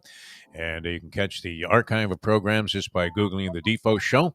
And you'll see all of the great information about what has to be just an up-and-coming network organization, ION Channel. Don't you feel it, Lubie? I feel it in my bones. Sure. All right. We welcome to the program, and we have a series of interesting people lined up for you here in this hour of the show. The great Harvey Fialkoff, and, of course, longtime sports writer with the Sun Sentinel, and now doing all kinds of interesting things as a freelancer, including covering the Orange Bowl game this year, where Michigan got trounced by Georgia. But Harvey, one of the things I enjoy, I visualize things that happen to me during my time on the planet, and I remember, kind of awkwardly walking into St. Thomas University covering the Dolphins, and I was surprised, and I think you were around covering the team at that time also, where you used to sit with Don Shula at lunch at St. Thomas. And you knew at that time, the point being, I mean, he was the face, the voice, and he was the foundation of what seemed to be a well-respected organization. I mean, you knew where to go if you wanted something about the Dolphins, and he was the image of the team. And it's been chaos for a long time since, including what transpired yesterday. I don't know. I mean, you could never see this kind of helter-skelter type of behavior at any time occurring during the Robbie Shula era of Dolphin football. Jeff, I mean, at 1-7, I could see it happening. They could have pulled the trigger then. But then you went 7 in a row, and the team from 1-7, they're fighting their hearts out for this coach. They never lost motivation. That alone, I would give him another chance. Especially, I would also give Tua another chance. Do I think he's a franchise quarterback? No. But give him a chance. No offensive line, no running back. I mean, sure, Duke Johnson looked good the last few games. No real receiver. They're all injured. Parker, Fuller's on a milk carton somewhere. But I do give Greer one credit. The Jalen Waddle draft was a good move. But still, Stephen Ross is becoming a joke. He's the new George Steinbrenner of the NFL. right. It's I mean, even get Tony Sperano. I would have kept Tony. I mean, the Wildcat was the most fun year as a Dolphin reporter I ever saw. I do feel sorry for David Furones that's coming on your show a little bit. The worst thing for a beat reporter is when the coach gets fired at the end of the season. There goes your 2 months off. I mean, sure, he's got to prepare for the draft in April, but now every day he's got to be online, following everything, watching all the experts, the Adam Schechters of the world, the Jeff Darlingtons who get fed. They get fed information from the league, and poor David will not have a day off until at least until the draft. So I feel bad for him. But listen, Jeff, as you said, I covered the Orange Bowl for the Orange Bowl committee. I've done it 3 or 4 years now, and Harbaugh got out-coached by Kirby Smart. It was embarrassing. That game was over in the first quarter. Sure, he had a turnaround year. They were 2-4 last year in the COVID-shortened season, and they had a really good season. They won the Big Ten championship. But that said, man, I mean, Stephen Ross, you might as well just buy the University of Michigan and sell the Dolphins. I mean, He pretty much has bought the University of Michigan. I think he's, entered into the tune of about $300 million of what could have been stadium funding. But and the other thing, I mean, you mentioned David, who's going to join us later on, covers the Dolphins on a regular basis this year. His first year on the beat. Could he have asked for much more? Right? I mean, you have all this tumult and turmoil in the beginning of the year, and a dreadful losing streak, including a game in London where you lose to Jacksonville, for God's sake, and hand Urban Meyer his first and one of his 2 lifetime NFL wins. And, then they rebound against a bunch of schminks, and they come all the way back, and they get to the moment of truth, and they fall on their face. And then this kind of came as a surprise, because most people, and Lubie is the biggest advocate for Greer must go. And he even denounced on the show yesterday Rosie Greer. He said he wasn't even a great player. He hates anything named Greer. Pam Greer. He wouldn't spend an evening with Pam Greer in her prime. Hal Greer. Yeah, I mean, with the jumper out of the corner and the top of the key. But Right. the point being, I mean, it doesn't seem like they really had anything planned. I mean, if not Harbaugh, and I don't begrudge Harbaugh whatever happened at Michigan, because all you have to do is go back to what he did with the 49ers. The guy was great. Yes. Right? Took a franchise that was floundering and put him back into prominence, going to Super Bowls. And, he certainly was a very effective pro coach when he was in the pros. But, I mean, it just doesn't seem like that they had any direction to announce after this dismissal yesterday. No, listen, Greer should be gone just on the Justin Herbert Tua pick. I mean, it's shades of Drew Brees. They didn't draft him. They could have had him instead of Culpepper. Saban would still be here if the doctors told him that Brees' shoulder was better than Culpepper's knee at the time. They said there's one more hit and his shoulder was going to fall off. Saban told me that in privacy, off the record in his office back then, and he was cursing the medical trainers and the doctors who gave him that horrible advice. He would still be here. Alabama would not have won, how many 6 with him? They would be dogmeat, struggling to make the top 25. It was great to see Kirby Smart, the student, beating the teacher last night, because that's a relationship that goes back to his LSU days. And, of course, when Saban came to the Dolphins, he took Kirby with him. So that was really a huge win for the son beating the dad last night. But you got to give props to this kid, Stetson Bennett, man. I love kids who overcome adversity, and not legal problems or drug problems. But this kid was passed over, walk on, and then he leaves to become a JUCO because he's buried in the depth chart, comes back, still can't break into the lineup. This year, the starting quarterback gets hurt, gets COVID, and he takes advantage of it. And he was getting criticized after he got killed by Alabama in the SEC title game. But then he bounced back and just was amazing against Michigan. And then last night, fumbles, looks like he's going to blow another one, and overcomes it with 2 big passes in the fourth quarter. Those were nicely thrown balls. On the sideline, that's got to be a meme everywhere. I was crying watching this kid. So I love people who overcome adversity. And this kid, I don't know if he's an NFL style quarterback. He's pretty short, but man, he's got guts, and he's kind of like Tua size. But I don't know. We'll see. But it was just great to see.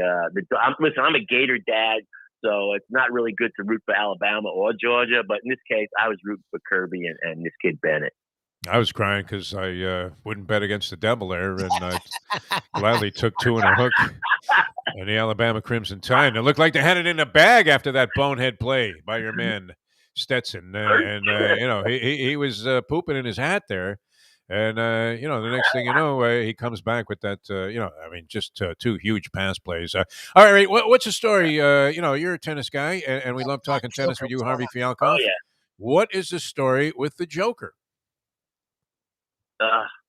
First of all, props to Rafa Nadal. Takes 6 months off, foot injury, COVID, and wins his 79th title. 19 straight years this guy's won a title. So you gotta love Rafa, man. But I don't know if he can go 3 out of 5 sets for 2 weeks anymore. We'll see. But listen, Nole or Djokovic, this guy has become a joke also. Why should this guy be given preferential treatment? Australia's been the hardest hit country as far as lockdown for the last 2 years.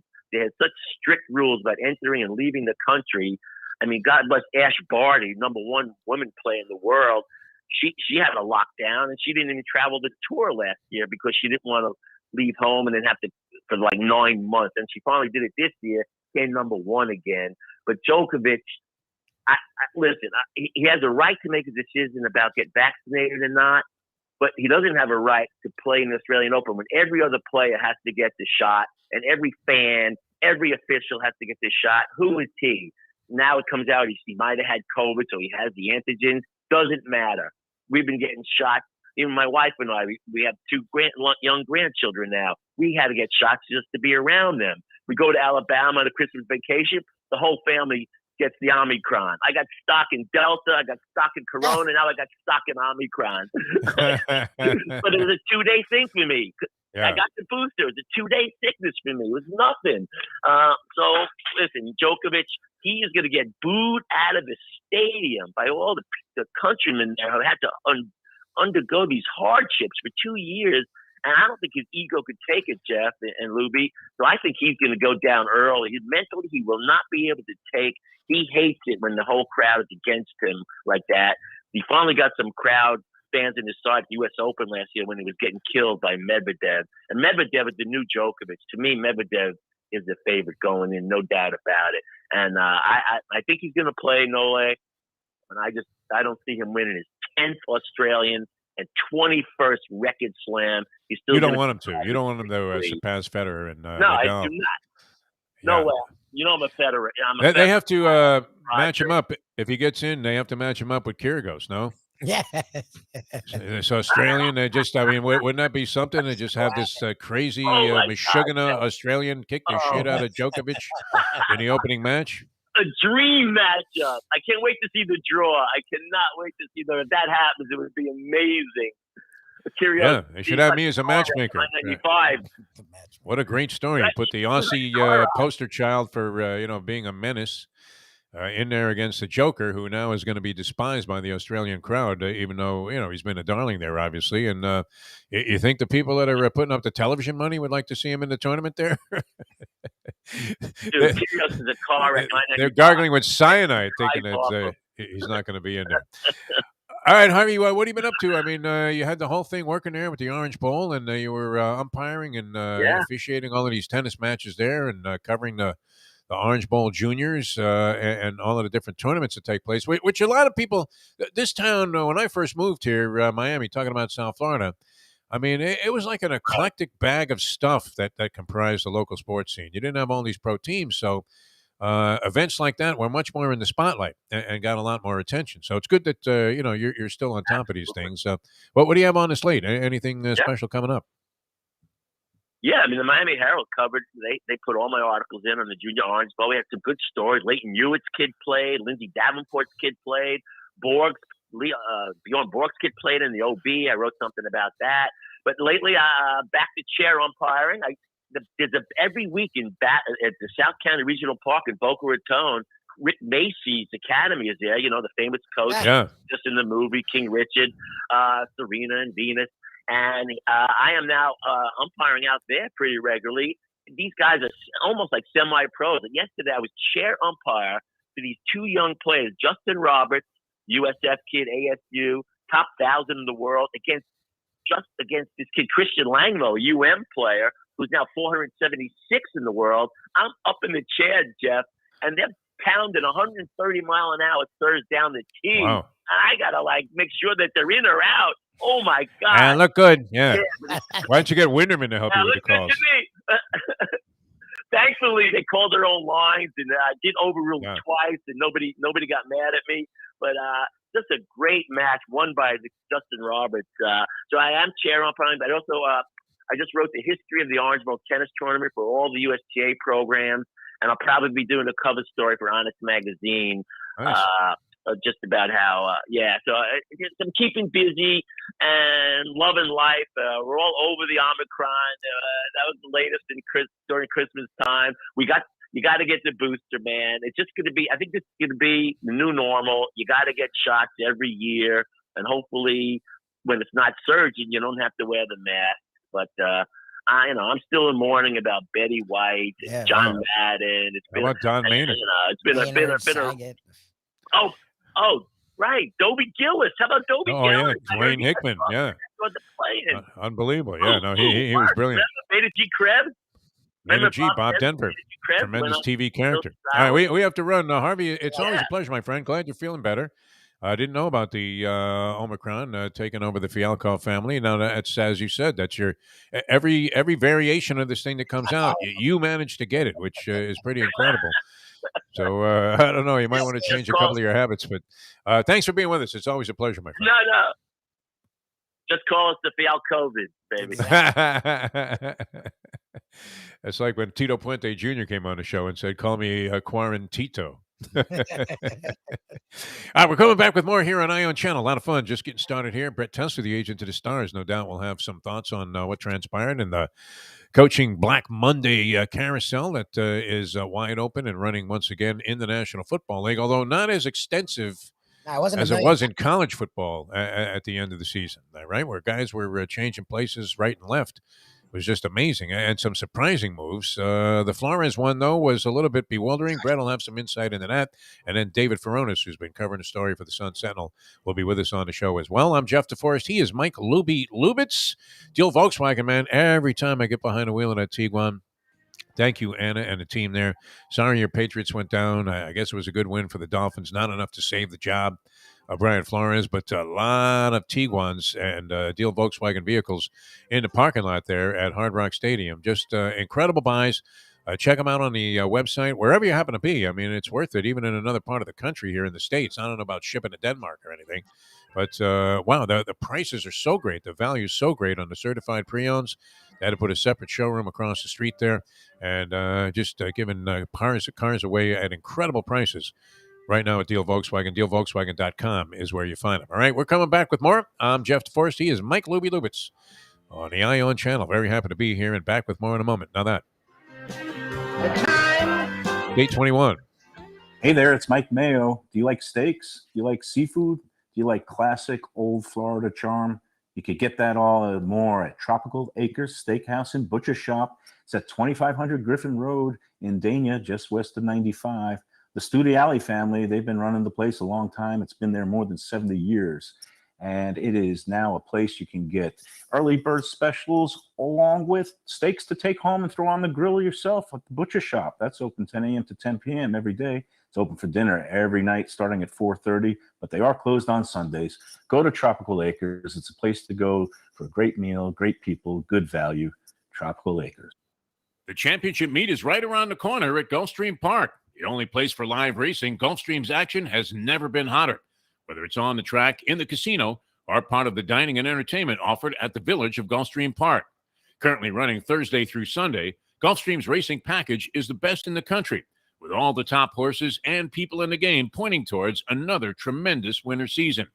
Check out the remodeled first floor casino, open 7 days and nights a week, along with the many special events and concerts happening at Gulfstream Park. You can place your wagers from anywhere at firstbet.com. Check the calendar of events at gulfstreampark.com. These days, we're all looking for comfort anywhere we can find it. Thank goodness for Landlubbers Raw Bar and Grill in the Plantation location, because they are making sure you are as comfortable as possible. First of all, they're not only open for delivery and pickup. All you have to do is go to landlubbersbarandgrill.com for both pickup and free delivery. Their hours have changed a little bit. Monday through Thursday from 3:30 to 10. And Friday, Saturday, and Sunday from 11:30 to 10, you're going to have the best wings in the world. You're going to have a great burger. You're going to have their amazing soups. Again, Landlubbers, Raw Bar, and Grill. It's nice and easy. Just go to landlubbersbarandgrill.com for both your pickup and free delivery. Thank goodness for Landlubbers for making you always feel right at home. Since day one of Old School, we've had Catholic Health Services be part of our family. They are recognized as the quintessential rehab facility in the Southeast for strokes, but it goes well beyond strokes because Catholic Health Services is in the community of South Florida to help the community stay healthy. And if they're not healthy, get them healthy and get them back on their feet quicker than they could have ever expected. They do it every single day. It's step and repeat 24/7. Catholic Health Services. Buy or lease a Taos and take it to the house at Deal Volkswagen. Anna and her team make your next VW purchase or lease so easy with new inventory rolling in daily and the biggest selection of certified pre-owned vehicles in the business. You can make your deal online at dealvolkswagen.com or visit the beautiful showroom in the classic location, 3601 Bird Road, right in the heart of the Gables. Or give Anna and the team at Deal a call at 305-448-DEEL. Jettas, Passats, Tiguans, Atlas models, and the hottest vehicle in the industry, the new Taos, all at unbeatable prices and all ready to roll off the showroom floor at the #1 Volkswagen dealership around, Deal Volkswagen. The simple pleasures of this job, the way a stadium sounds when one of my players performs well on the field, the way we are meant to protect them in health and in injury. Less, more attention, caring for them, caring for ourselves, the games too. The agent to the stars, the one and only Brett Tesler.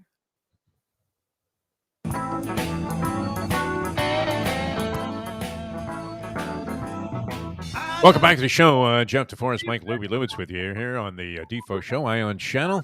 Jack Namer's fine organization, and you can Google the Defo Show and find us. It's always a pleasure to find this guy. And the scene was fairly simple. Lubie and I had finished off our thing here on Ion channel about 9 o'clock. Got into taping a little college football championship game preview with a guy named Peter Futak on our Believe podcast. And while I'm doing it, I see a text from a friend of mine who says Flores is fired. I was like, what kind of joke is that? I could have never anticipated that happening. And then sure enough, it turned out to be true. We welcome to the show the agent to the stars, Brett Tesler. And, of course, a longtime NFL agent, has worked closely and in detail with virtually every organization in the National Football League. Brett, how are you, my friend, first of all? Hey, doing great, Steve. Glad to be with you. Glad to have you with us. I don't know. I mean, how much of a surprise? I would have to say, not that, anything can happen with especially the Dolphins organization, their attempts to get back on top again, which have traversed the last 20-plus years now. But, were you blindsided at all by the dismissal of Brian Flores as the head coach after he won 8 of his last 9 games and beat Belichick twice in the same season?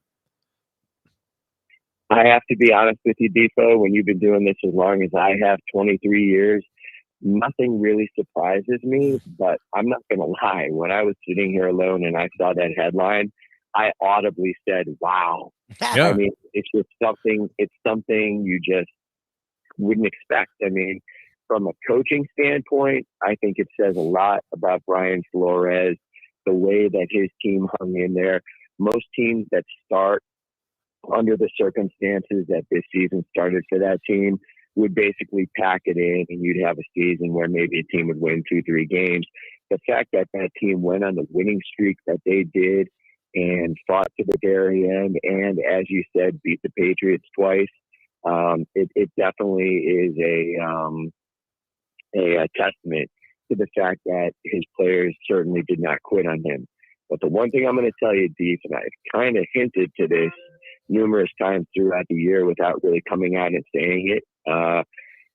The thing a lot of people are saying now is, how does the head coach get fired, but the guy who drafted Tua over Justin Herbert still has a job?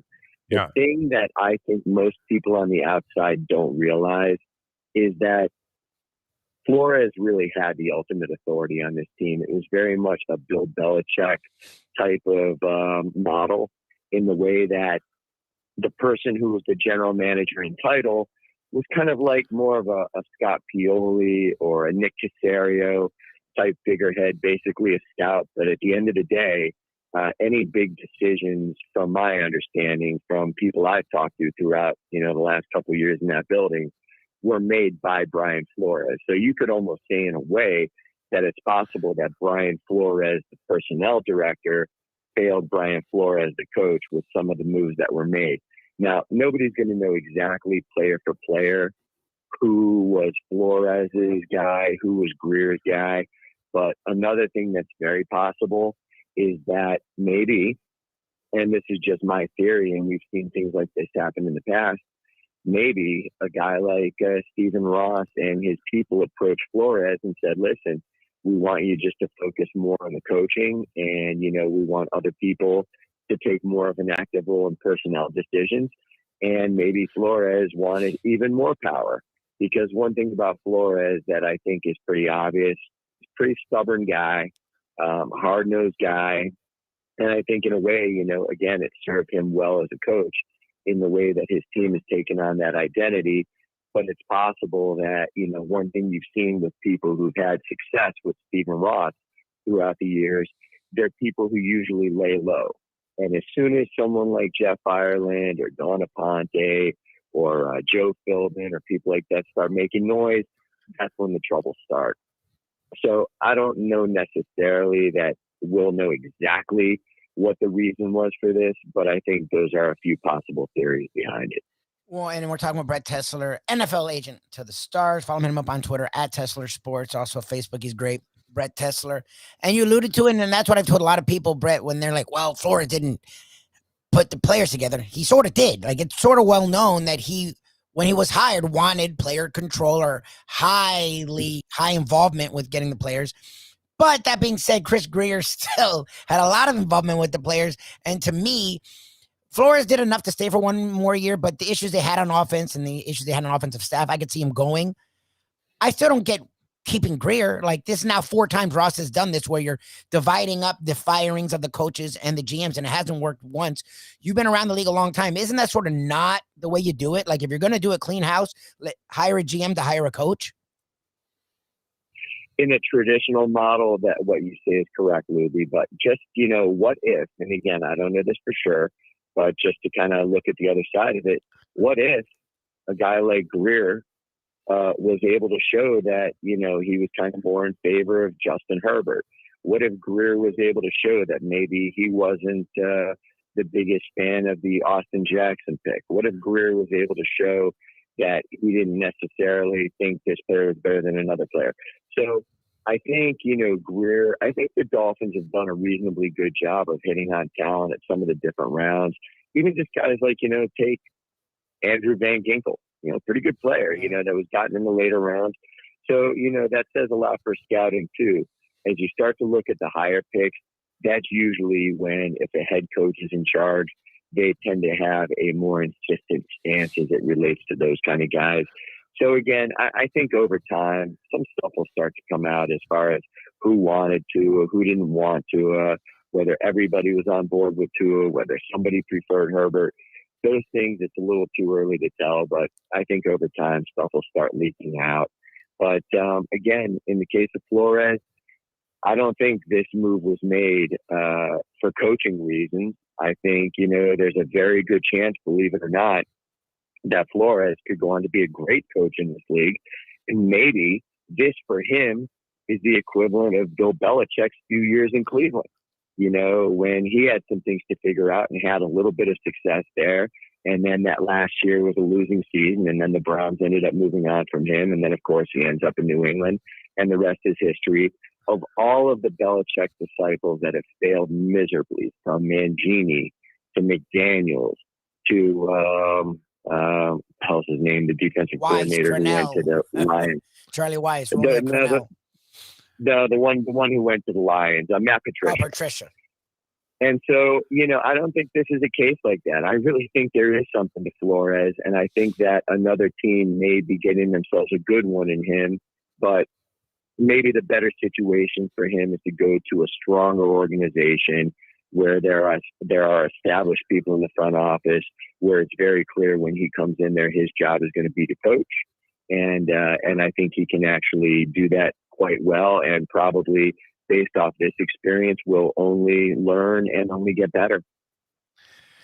We're talking to the agent of the Stars here, Brett Tessler, on the Defo Show on Ion Channel. Jeff Deforrest, Mike Lubie, Lubitz with you, and Brett's appearance brought to you by Will & Trust Attorney Estate Planning Law Firm, the great Michael D. Wild. All right, these stories always, I get a kick out of them, where guys are playing for incentives and huge money, would strike the common man as huge money, $250,000 for a sack, $1 million for a couple of catches. At first, it was thought that Antonio Brown incident might have been triggered by the fact that he was being compromised, or he may have felt compromised from achieving what were very reachable incentives that he had in his contract. Were a lot of you guys playing for contractual incentives the last week of the season? And how do you react to? I mean, do you find yourself screaming at the screen, "Give him one more carry, one more fucking carry"? It's so funny you should say that, Steve. One of my favorite stories to share with people is there was a time where I had a guy who had an incentive in his contract, which meant that, which stated that if the team improved on the number of sacks, it was an offensive lineman. So if the team gave up less sacks that year than they did the year before, it would trigger $1 million bonus for him. Oh, and so I'm sitting in an airport bar watching this game on TV. It comes to the last week of the season, and if they ended up giving up 3 sacks, we wouldn't have hit the incentive. So I'm sitting there at the bar. Immediately, they give up a sack, and I scream on top of my lungs. I'm like, "Son of a bitch!" And someone sitting next to me. Now, obviously, I've got tens and tens and tens of thousands of dollars on commission riding on this. Yeah. And some guy next to me looks over. He goes, "Whoa!" He goes, "You got money on this?" I'm like, "Yeah, you could say that." You got like 60 dimes on this. What are you talking about? Yeah. and so to make a long story short, they ended up giving up one more sack that game. Wow. And we ended up just hitting the incentive. So, Nice. How beautiful, man. you know, incentives can be a wonderful thing when you hit them. Exactly. Yeah, I mean, the kicker that needs one more field goal to hit a certain percentage for the year. It's kind of crazy. I guess, one of the stories was that Brady stayed in the game so that he could help Gronk reach a bonus package in his contract. Meanwhile, they're winning by like 50 points going to the playoffs, and here's literally old Tommy Boy at 44, and he's still chucking a rock there so that Gronk can reach whatever incentive was there in his contract. All right, the playoffs get underway. Go ahead, Brent. Just to explain very quickly to you and your listeners, incentives are something that ideally you'd prefer not to have in the contract. Yeah. And most players that really have, ultimate leverage don't have to have a bulk of their money in the form of incentives. Maybe it's something in the end zone in there. But the reason why teams like to do incentives with certain guys, if it's a guy like coming off an injury or a guy like Antonio Brown, where there's some character questions, it's a way to keep a guy motivated. And it also is much more cap friendly than just having the dollars in base salary. So that's why a lot of teams do that. Yeah, and, they can offset some of the salary cap was, I guess, by having I don't know if the league ever did anything about it, but there were some, radically transparent incentives that were designed to elude counting against the salary cap, where if a guy got like one carry, he picked up another $6 million. All right, a quick thought on the playoffs and the opening round of the playoffs. Anything stand out to you, Brett Tesser, based on what we saw? A crazy final, an exhilarating final week of the regular season. Sorry, Deep, but just to, answer your last thing, there's what's known as likely to be earned and not likely to be earned incentives. If it's a likely to be earned, it counts against the cap. If it's not likely to be earned, it doesn't. And there's enough ways to structure those where guys can still hit it, and it can be cap friendly. But to answer your question about the playoffs, I think most of the good teams got in. Obviously, this last week, I represent one of the best players on the Colts, one of the few guys that actually showed up for that game. Yeah. And it was just absolutely sickening, embarrassing, just inexplicable, inexcusable that they could go into Jacksonville and cost themselves the postseason against a 2-win team by coming out that flat. And that just goes to show, Dee, that, as much as some people may want to say that Tua isn't Justin Herbert, there's a lot of teams out there that would like to have Tua. If I'm the Indianapolis Colts, I'd rather have Tua than who they have. I like a guy like Tua a little bit in the way that he can move some, maybe better than a Kirk Cousins, which is important in today's game. So, while Tua may not end up being the next Dan Marino, you could do a lot worse. And I think that with the benefit of a new coach who's offensive minded and somebody who's going to really get behind him and show support, instead of somebody who's going to be yanking him in the fourth quarter for Ryan Fitzpatrick, instead of letting him get very valuable experience working his way out of things, I think, he will only get better as well. As far as these playoffs, I think, most of the teams that are there deserve to be there. Hats off to Las Vegas. What an amazing job they did fighting to the very end. And they're going to be a team that I don't think a lot of people are going to want to play this postseason. Sounds good. All right. Michael D. Wild, tremendous at what he does. I mean, you talk about an all-time Pro Bowler, perennial Pro Bowler. I mean, this guy is fantastic, and his services are available to everybody. I mean, you don't have to be some celebrity or agent to the stars to take advantage of what Michael D. Wild can do for you in terms of estate planning and living trusts. No, very quickly, Deep. You just reach out to him at southfloridawills.com, and he makes this process very quick and very easy and very affordable. And it's something that too many people out there just procrastinate on. They put it off. They feel like it's something they can deal with later, but you never know what life has in store. And for the good of your family and the people you care about, reach out to Michael Wild at southfloridawills.com ASAP. All right, always a pleasure, my friend. Thanks so much, as always. Brett Tester, the agent to the stars. Pleasure having you on the show. Have a great week. All right, guys. Take care. Be well, Tess. Thanks. Thanks a lot. Very interesting, Lubie, on the Chris Greer, Brian Flores dynamic there. Brett Tester, the agent to the stars. All right, David Furones covers the Dolphins for the local newspaper here, the South Florida Sun-Sentinel, if you're viewing from other parts of the country. Very mysterious happening yesterday as most people were blindsided, including Brett, said, hey, what? That was like when they drafted Ted Ginn, and everybody was expecting him to say Brady Quinn. Yep, you were like, what? Ginn?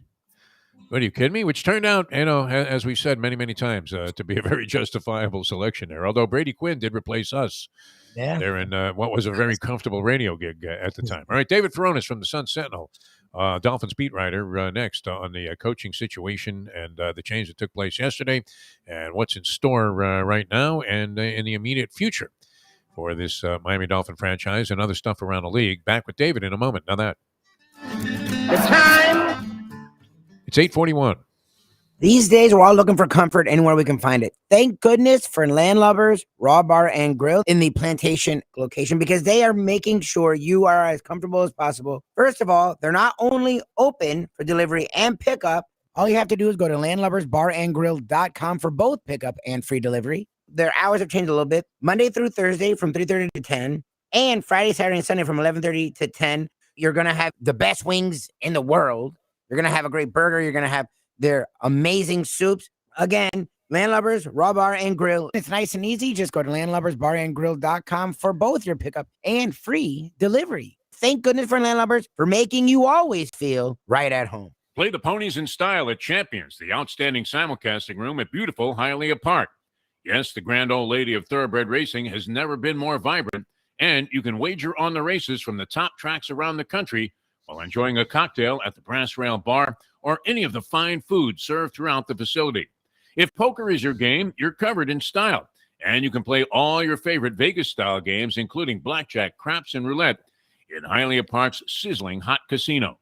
Get a player's card when you walk through the door for all kinds of generous amenities, including our favorite, free play, when you come out to the ultimate casino and entertainment destination, Hialeah Park.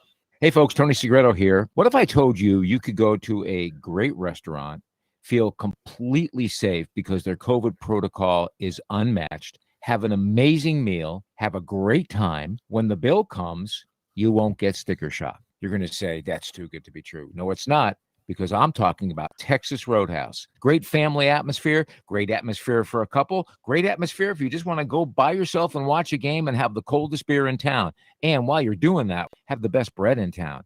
All at Texas Roadhouse. Everything you get there is fresh every day and made sure it's served at your table, hot and ready to go. And the best part is you don't get sticker shock because the prices are amazing. Texas Roadhouse. Recently, we realized it's not just hurricane season that can hurt us. Any time of year, things can happen to your home or business. And the insurance company can be your friend, but they also can be your enemy. Horizon Public Adjusters, Justina Testa, are here for you to help this process go so much easier. Before you call the insurance company, call Horizon Public Adjusters and Justina Testa at 954-809-8752. Would you go into court without an attorney? So why would you go up against an insurance company without Horizon Public Adjusters and Justina Testa? 7 to 10 times more money recovered with a public adjuster than if you went on your own. If there's no recovery, there's no fee. Give them a call at 954-809-8752.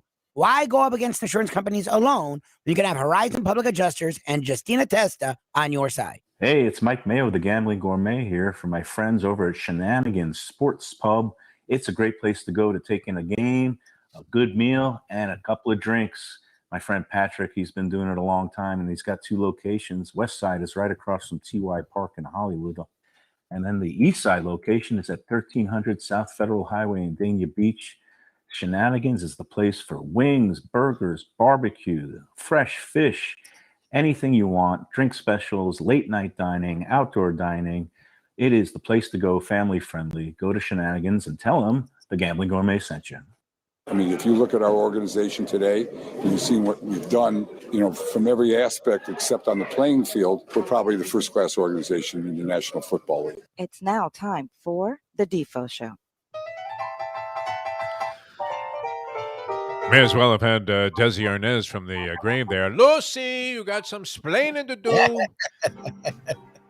Stephen Ross, always somewhat mystifying, these Stephen Ross press conferences where he tries to justify what seems like an impossible position. But we did get some insight into that from our last guest, Brett Tesser, the agent of the Stars, that maybe it was Bonzini all along, Lubie, and your condemnation of Chris Greer for his personnel selections and sabotaging any chance Brian Flores had of having success, maybe as much on Flores as it is anybody else. If anybody would know, it would be this gentleman, and we welcome to the show from the South Florida Sun-Sentinel, a good friend of the program here, outstanding reporter, was on his first year on the Dolphins beat, and fairly uneventful, huh, David Furones? That first year around? I mean, a 7-game losing streak, 7-game winning streak, fall flat on their face at the moment of truth, beat the Patriots 2 times, and then fire their coach, who wins 8 of his last 9. How are you, first of all, my friend? Good to have you on the program.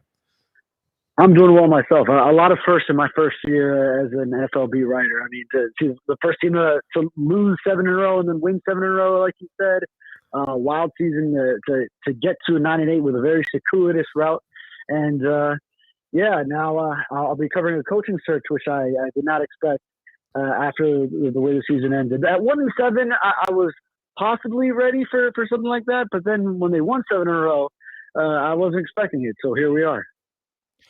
Well, it struck me this way, and I've been trying to put my finger on the pulse of what it was that Brian Flores brought to the table as a coach. And I will say this, because in listening to a couple of other interviews about coaches and coaching changes, a coach that can figure out the weaknesses of his team and try to find a way to cover them, the flaws, and then take advantage of what skills his team may have, however limited they may be, you would have to say is doing a good job. And bringing this massive pressure and that blitzkrieg defense, I think you saw that Flores took advantage of what talent he had, maybe at the cornerback and in the secondary positions, and made up for some other flaws that otherwise might have held his team back. And then, I mean, the offense wasn't very exciting to watch for the most part, but it seemed like he was able to take advantage of what it is that Tua does well, even though he didn't really have the great supporting cast that you would have hoped for after a couple of years on the team. So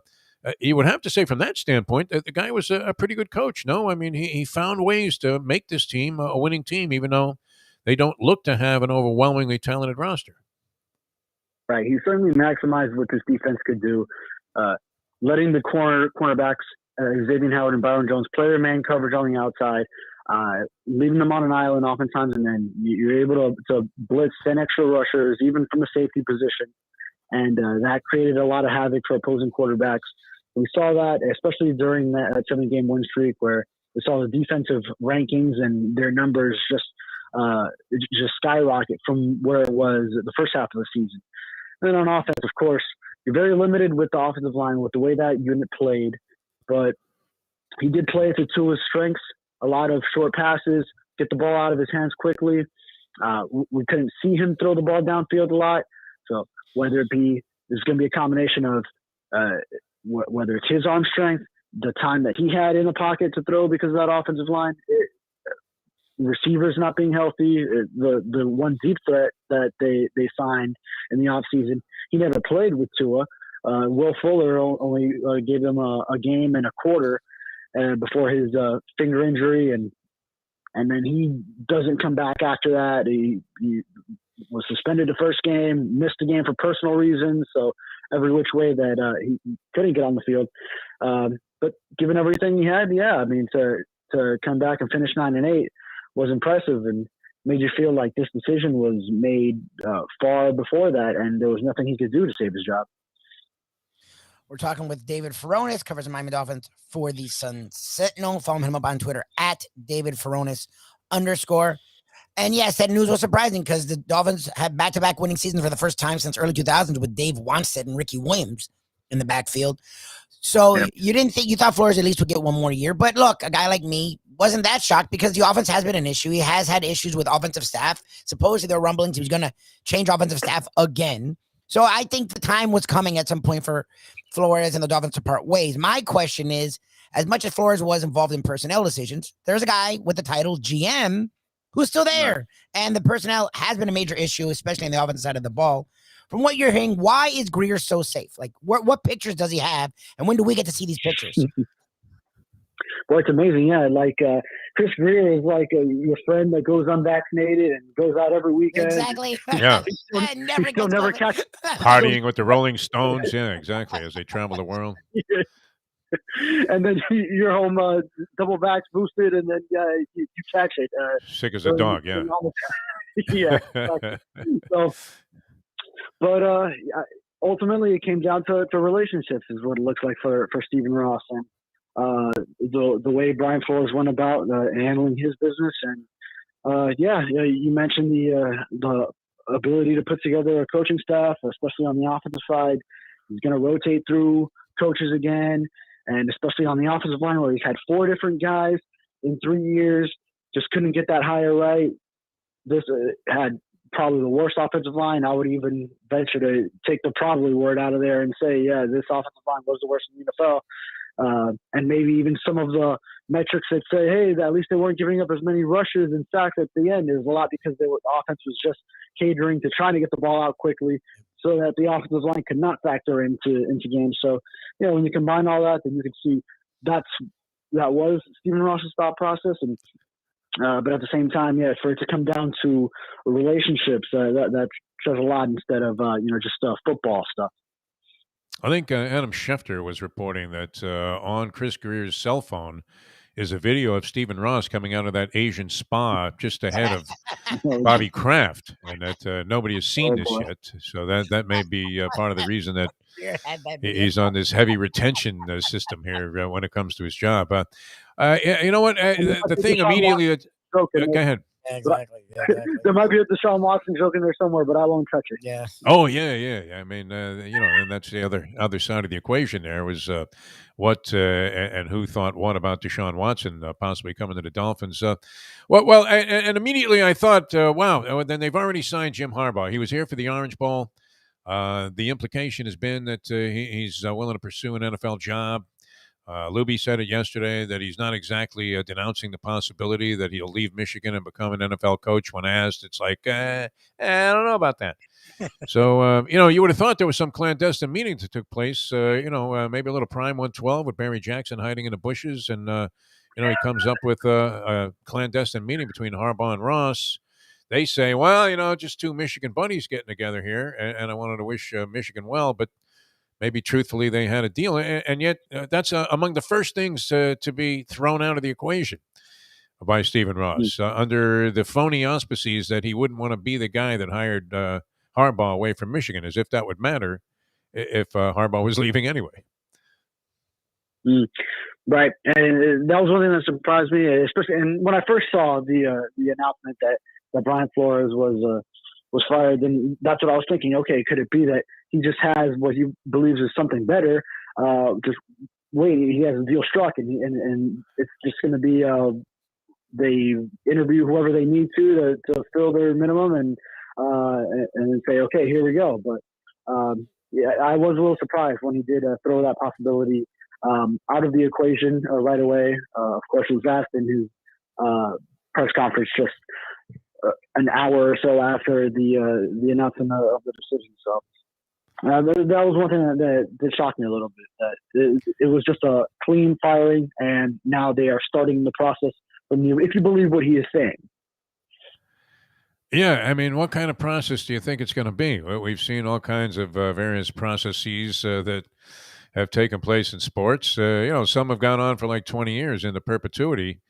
including the Philadelphia 76ers, to a lesser extent now the Phoenix Suns. And, we're seeing the New York teams involved in this process also, and buried even deeper than the Miami Dolphins are. I mean, think about it. We're bouncing a guy out of here at 9-8, and they're screaming for the heads of even Robert Saleh after his first year with the Jets. Comes very much into question what kind of tenure he's going to have there. And Joe Judge with the Giants, obviously.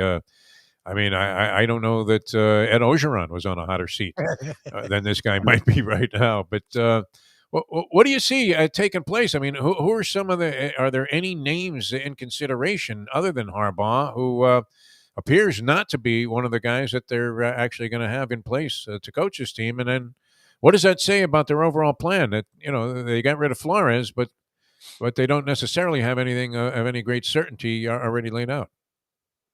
Yeah, and it seems like more of a general philosophy that the sports world in general is moving toward of acting quickly if you identify that your coach isn't the guy. It seems like, especially I've seen it a lot in college football, where I remember you used to always feel you had to give a coach at least, 4 years, maybe. I mean, definitely a third, that by the end of the third, and then 4 years, maybe even 5 years to really get his full slate of players. But then now we're seeing a lot of situations where start of year 2, if the signs aren't there, then that coach is on the hot seat already and getting canned. But the Dolphins already did put in a request to interview Bills offensive coordinator Brian Dable. Of course, Coach Tua, his freshman year of college at Alabama, his one season there. Dable, currently the Bills offensive coordinator, so he's had a big hand in the development of Josh Allen over there. Several other offensive coordinator positions. As a previous tight ends coach with the New England Patriots. So also another, he was on the same staff as Brian Flores, as a matter of fact. So, and they've obviously gone head to head several times in Bills Dolphins matchups. So already got him requested for an interview. Some other names that people are throwing out, obviously Doug Peterson, who won a Super Bowl with the Eagles recently. Eric Bieniemy is always going to be a name around this time of year.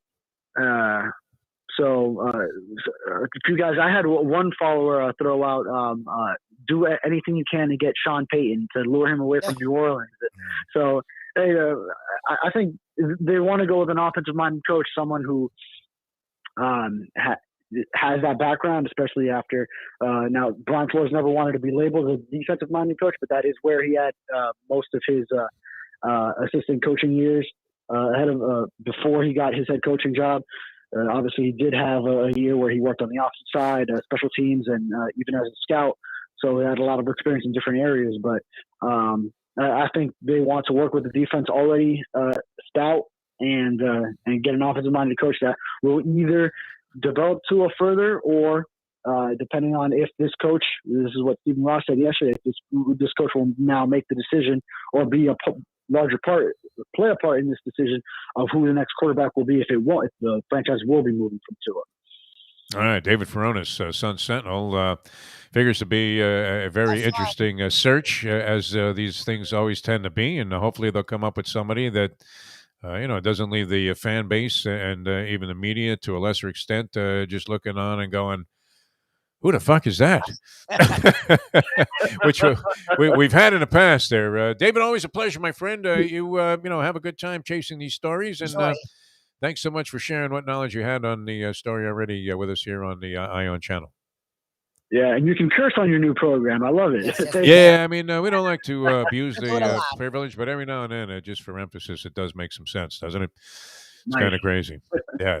You don't know how many times I, had to edit myself at the last second from dropping a couple of F-bombs, especially as the Alzheimer's starts to really, have impact and the degeneracy of the mind is in full swing. Thanks for being with us, though, David. It's always a pleasure. Good job. Absolutely. Thank you, guys. We'll talk soon, man. All right. Thanks a lot. David Furones. And a mixed bag of stuff there, Lubie. I think we exhausted every angle of the Brian Flores story there today, but it was a mystifying move because there are guys that the shoe is going to drop, and the axe is going to come down on their coaching tenures. I mean, it was pretty obvious they were going to fire the guy in Denver, Fangio. Yep. And Nagy, was on beyond thin ice, as was the GM in Chicago. And Zimmer, I don't know. I mean, the guy's just been around a long time. So the fact that they want to go with some kind of a change, it seemed like the franchise was sort of slipping backwards. But, I mean, when they signed Kirk Cousins to that mega deal and compromised any chance they had against the salary cap, to have a quarterback that only can take you so far, Lubie. I mean, and that could be the problem, with Tua also. Well, we don't know the answer to that question yet. You hate to condemn the guy, but right now the evidence probably is in favor. If this is a civil lawsuit against Tua's abilities, the preponderance of the evidence is that, I don't know about this guy. He's and it'll be on the next coach to figure out if he is or isn't the guy, and we'll see if Chris Greer, the guy who once again, he was making the player decisions, but he really wasn't, like with Tannenbaum, which is why he kept his job after Tannenbaum. We'll see if the pictures keep him long enough to I don't want a GM in place. I mean, if you're going to have just a guy that's a capologist, that's one thing. But who wants a GM that has zero instinct for picking players? I mean, that would seem to be a characteristic that would be vitally important to have any success on the job. All right, pleasure being with you all morning long. Tomorrow, Tony Segreto goes old school with us here on the Ion channel. I'm sure there'll be more talk about the national championship game and, of course, the National Football League and some other things. Rest in peace, Don Maynard, one of my favorites of all time. In NFL history. I mean, the guy made a lot of great catches while I was vending and selling souvenirs there at Shea. And you would watch the wind just take the ball back like 6 yards. And there was Maynard, on a little stop and go. And then he would stop again, gather in a pass, circle around a guy, and boom, into the end zone. I went a little mad on that. Boom, into the end zone for a touchdown. Including that AFC title game. I mean, Maynard makes a great catch on an impossible play. And puts the Jets into Super Bowl III. In essence, a play that may have helped formulate and shape the future of NFL history, Louie. How about that?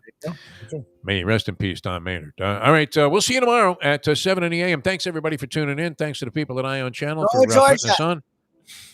And you were right about something. Yeah, look at me. In and of itself is historic. Hallelujah.